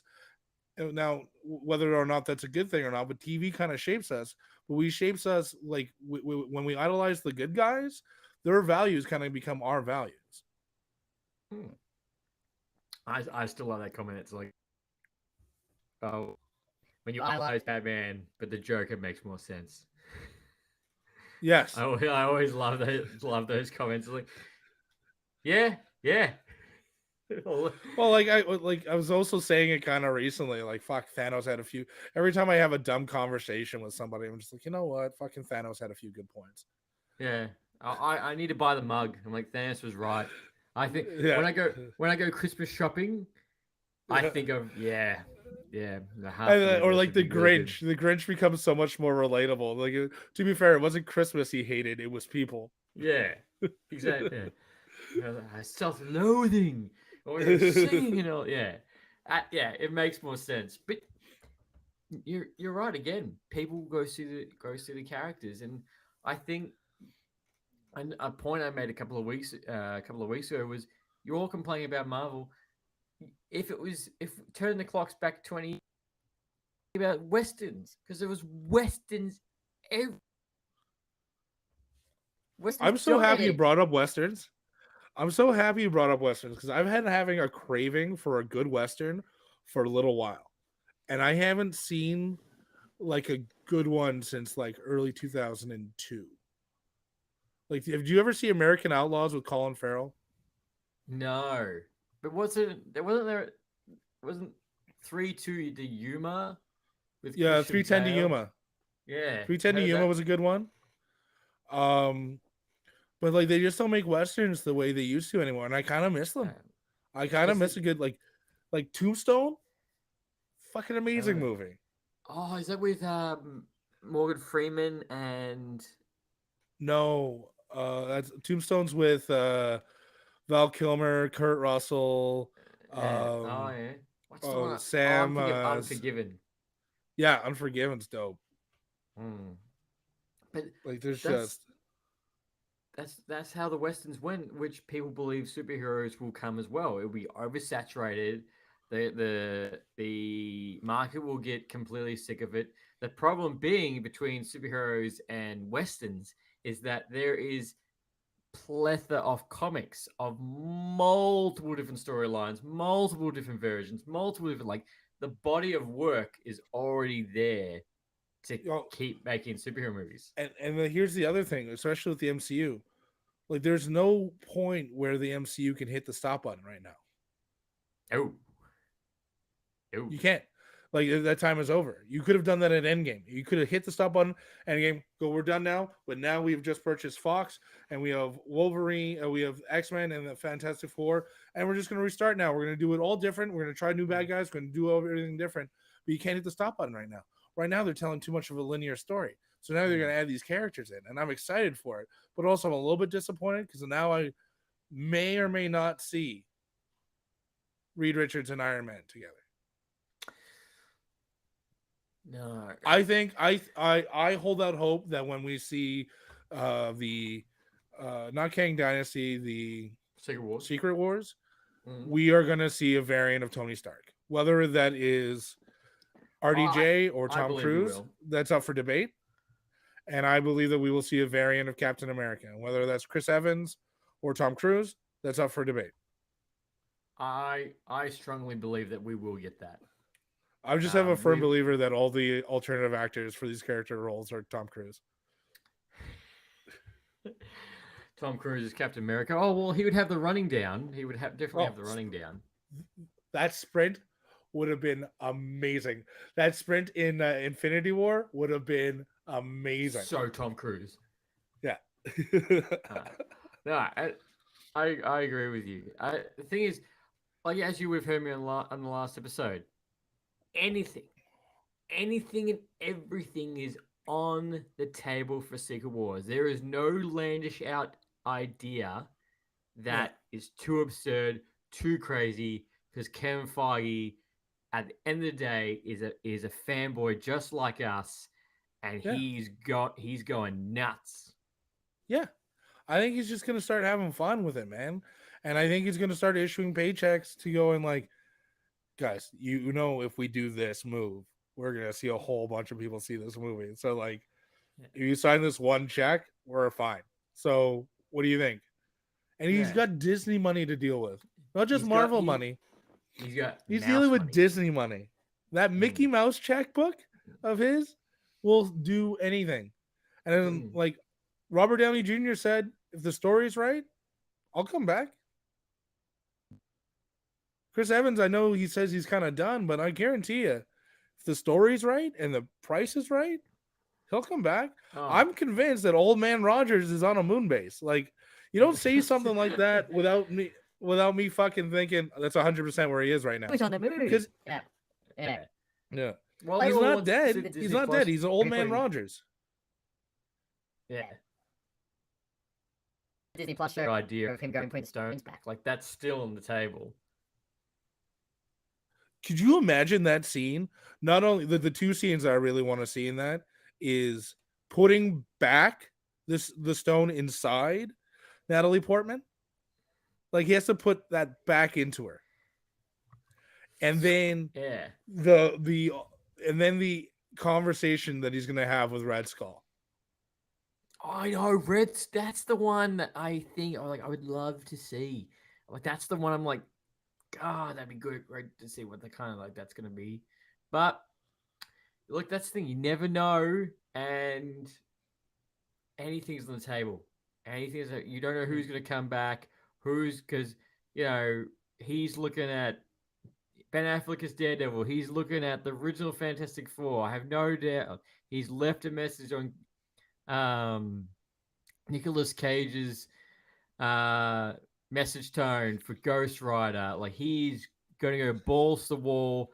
You've done Endgame. Well done. All right, let's go bigger. What? Let's go bigger. Well, I would argue that No Way Home may be bigger than Endgame because of, hear me out, because of the ballsy move of bringing the other Spider-Man back. Yeah. And then that like and like I understand that Endgame's a big franchise where you have like you have Wakandans fighting side by side with the Wizards, fighting side by side with Ravagers, fighting side by side with the Avengers. Like that is a dope scene where you see Howard the Duck come out with the Wasp.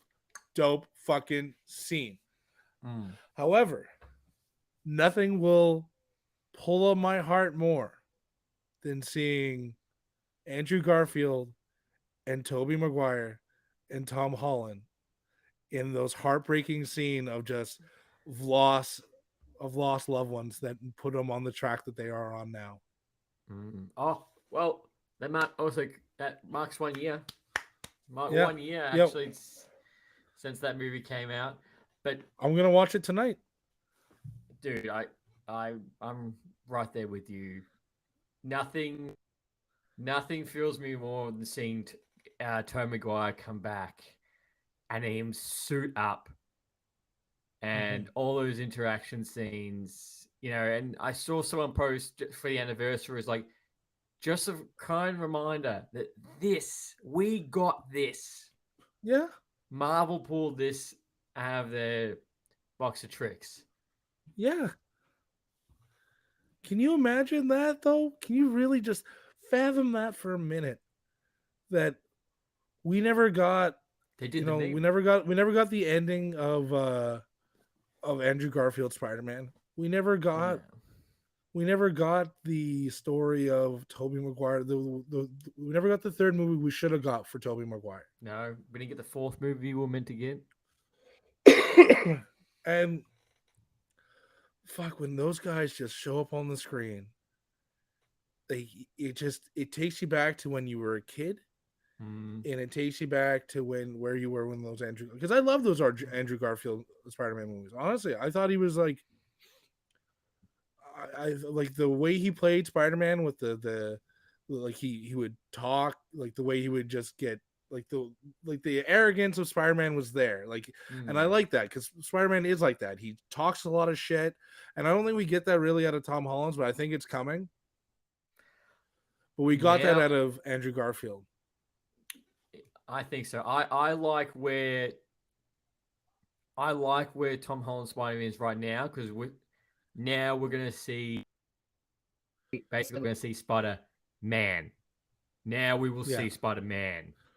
That was the other thing that I always like thought we were missing out on Spider-Man. Yeah, he always started at high school, but yeah, he was on the verge of graduating high school.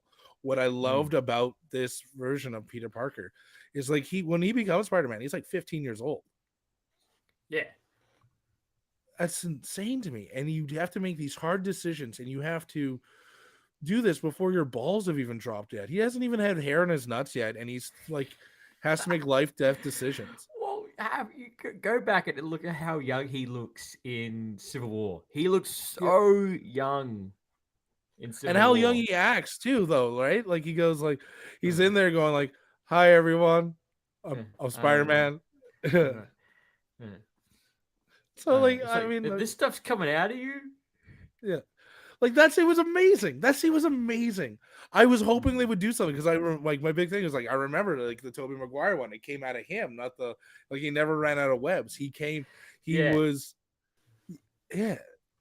And it's just like kind of personal, but like no, we have to make our own. So like we're just naturally curious. Like, yeah, does it come out of other places? My favorite's when Andrew Garfield's it's like, oh no, I'm so lame.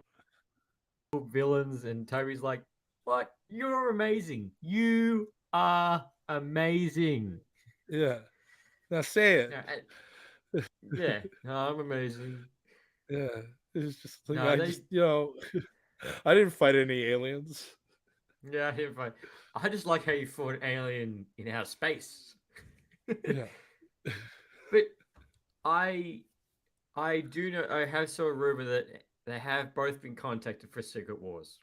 Yeah, have you ever watched the '90s Spider-Man, like the cartoon show? Oh yeah. Oh, Spiderverse. Sorry, I forgot to mention it. We got the Spiderverse trailer this week. Oh fuck! I am so ready for that. I have no idea what we're getting into with that. Do you see how many Spider-Man we're getting? So many Spider-Man in that one scene, and again, Oscar Isaac is nailing it. In the brief scenes that we see him when he's talking, he's nailing Spider-Man. Oh, basically, Spider-Man Beyond. Spider-Man 2099. 2099? Yes. Yeah. 2099. But I like what you did there, Spider-Man Beyond. That was cute. Oh, come on. It's right there. So many different Spider-Man in that scene, and the most notable one was that you can actually see Spider-Man from the PlayStation games, which is amazing. You play that start to finish? No, I haven't. Dude, bring some Kleenex when you get to the end. I cried. Mark my words, he said the same thing. He's like, gut wrenching. I'm like, yeah, the Miles Morales game. Gut wrenching. The just not just redemption. It's just out of all the superheroes, right? I don't think anyone sacrifices as much as Peter Parker does. Well, look at No Way Home. Look how much he sacrificed his entire. Exactly, and but that is Peter Parker always. Like, if you go in the comic books, May gets sacrificed, or his relationship with Mary Jane, one way or another, gets sacrificed, and then he goes to this dark place where he even makes a deal with Mephisto so he can get Mary Jane back. And it's this, that's right. It's the character itself is just designed to endure pain, and he never gets a break because at the end of the day he has to be Spider-Man, and no one else can be Spider-Man. Yeah. And it's one of the most beautiful characters. Is that no, like Batman at least has billions of dollars. Batman at least has $1 billion at the end of the day. Where does he go to? He goes to his mansion to sleep and relax. Spider-Man goes to his shitty fucking New York apartment that's fucking way too expensive for what he's going. I know. But I'm all up for Spider-Man Spiderverse. That trailer. Looks great. That first movie was fantastic. That was such a not a random hit, but I remember finishing what that was bloody good. Like that was pretty good for what was just meant to be here's an animated Spider-Man movie. Okay, but like the soundtrack, everything. You're like, I want to see more of this. And if we're going to see more, we get part 2 and 3. Yeah. Like and this you know whole that. Go ahead. I was saying, the old animated series Spider-Man will be in this 100%. Well, he's in the first one. It's the credit scene. So the Spider-Man 99 goes back in time. Yes. Yeah. I remember. But surely Tom Holland, Andrew Garfield, and Tobey Maguire are all going to rock up. If see, that just means they just love being Spider-Man. The paycheck would be very nice. Paycheck must be. But also, I do think that there's a love for this character, and to a certain point, this character puts them all on the map. Their career is significantly different. Tobey Maguire was having a great career before Spider-Man, so I'll give him that. But look what comes after doing Spider-Man. He does Seabiscuit because he's an it guy. Gets him an Oscar nomination. I mean, he may have won an Oscar for that. I'm not sure. But I don't think he did. He does Great Gatsby. He does all these movies because he becomes an it guy. Andrew Garfield becomes Spider-Man, and then he comes off of the Facebook movie there. But it puts him on the fucking map. Anything else? Hacksaw Ridge, which I'm I've seen that. That's really good. And then that's Hacksaw now Ridge. Tom really Holland. Good. Tom Holland is now our it guy. They just put him in fucking everything now because everyone loves him because he's Spider-Man. Someone just a tweet, like a mocked up tweet of James Gunn saying, "Your new young Superman would now be played by Tom Holland." Yeah, that is going to be Chris Pratt. Oh no! I don't know if I could do that. I'm like, your next bat. Who played? Know what? I think I told you this. Mario is going to be amazing. It's going to be Mario Lego Movie great. good. Yeah, the trailer looks great, and like when it was announced and it was Chris Pratt, I think I made with everybody else. But now that I've seen this trailer, I am 100% on board. This is a Lego movie. I'm in. The Lego movie was that heroes. I'll have that debate for another time. Should have gone to the Lego movie. The first Lego movie, I haven't seen the second one, but the first Lego movie was so good. And I had that song stuck in my head for so long. Like driving to work, like, everything is awesome. The sequel movie, another song, and it's called "Get Stuck in You," and it's fantastic. Honestly, the second movie was really fun.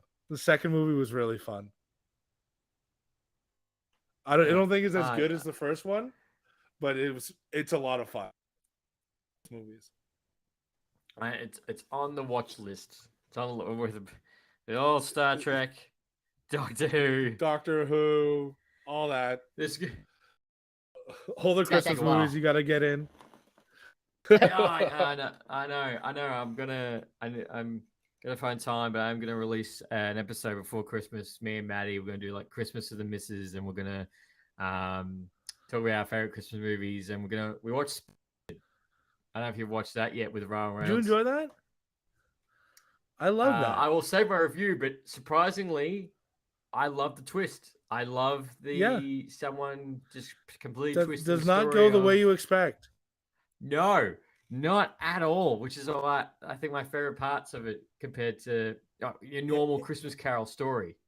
Yeah, have you ever seen Scrooged with Bill Murray? With Bill Murray, fucking love it. I fucking love that version. Okay, good. Because I found it was more Scrooge than it was A Christmas Story, and Yeah. yeah. That Oh, very good. Scrooge with Bill Murray is so good. Kind of dark, kind of really dark at a couple of times, but good. Yeah. Oh, I just Yeah. watched Scrooge recently. It's fantastic. Yeah. I, th- I think I think I just flipped that on. Yeah, Christmas ago, I just flipped it because like I was on Netflix. I was like, oh, Bill Murray, Christmas Carol, it's a season. Let's go ahead. Yeah. And I remember Fitchy go, hey, this is pretty good. This was really good. What's another one? You know, there's Christmas Carol with the Muppets. There's Carol with Jim Carrey. There's a lot of versions of it now. There's so many, and there's just a new one I think got released on Netflix 2 weeks ago. It's a musical Christmas Carol. Needed. That's the change up we need. Yeah, that's if you run out of ideas, do a musical version of it. That's it. Plan. That's all you need. Yeah. What's your favorite non-Christmas movie? Die Hard? Well, that's probably Die Hard? An obvious choice. Yeah, Die Hard So, probably one. Non-Christmas movie. So like Gremlins. Yeah. Batman Returns. Batman Returns. Batman Returns would be a good Christmas movie. I do like. Obviously, Die Hard 2 because it happens on Christmas as well. Again, just trying to think. You know what Christmas movie I haven't watched in ages? That's such a classic. What?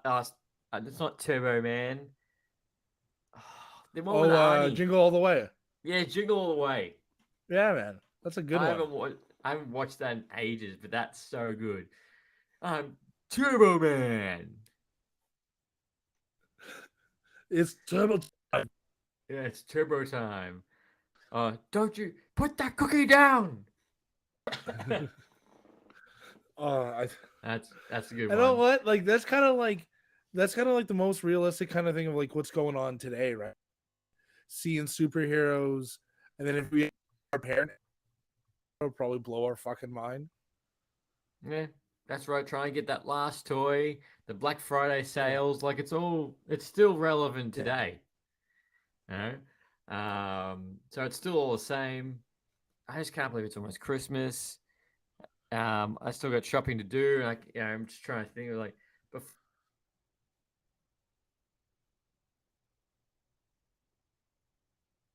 We know I'll be recording.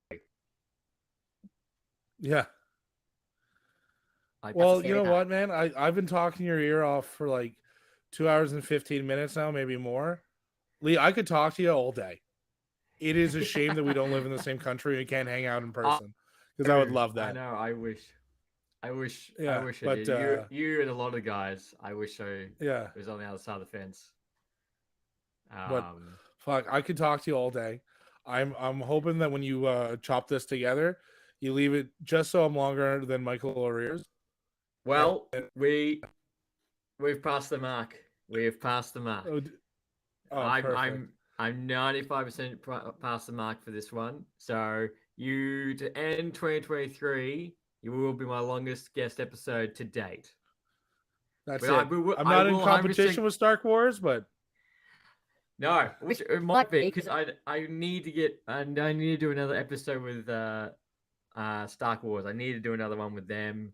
By the way, I want to shout them out real quick because their Jar Jar episode, Where is Jar Jar, was fantastic. How good? That was so good. His marketing, the marketing idea for it was great.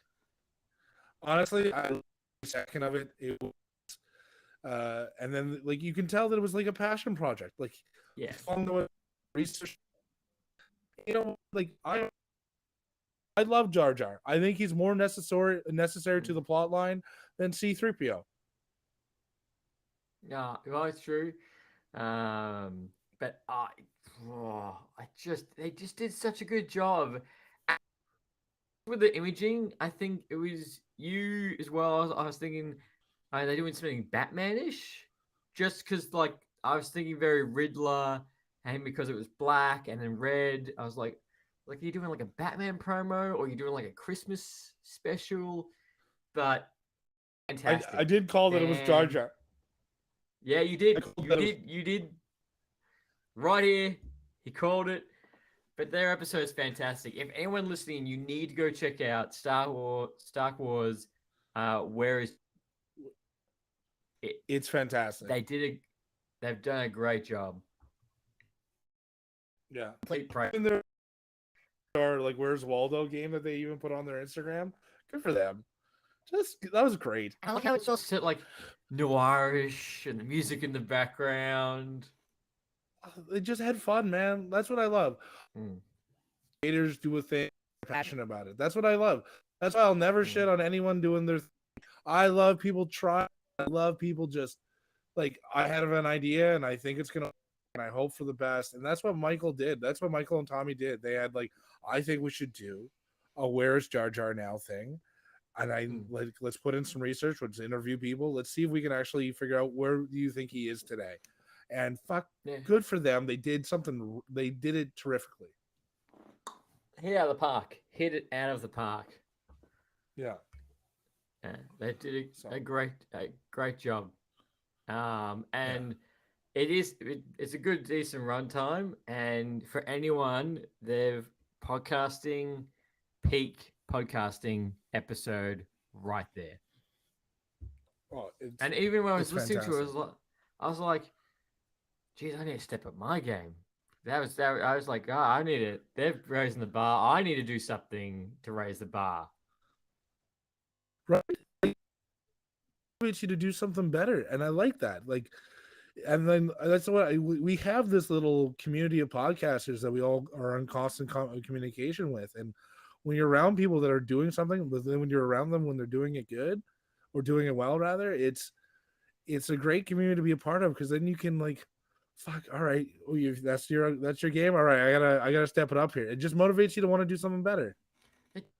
And I love the community that we've created. I love that we got that. I love that me and Zach created that Discord group full of us. I love the fact that we chat, we swap ideas, and that was the main driving force behind it, was just to support each other, because I thought, we're growing this group together and it's getting that little bigger. So I thought, why don't we just chat in like one spot and just keep swapping ideas and support each other, because at the end of the day, you said it the best the last time you were on here, was we are the indie rockers of podcasting.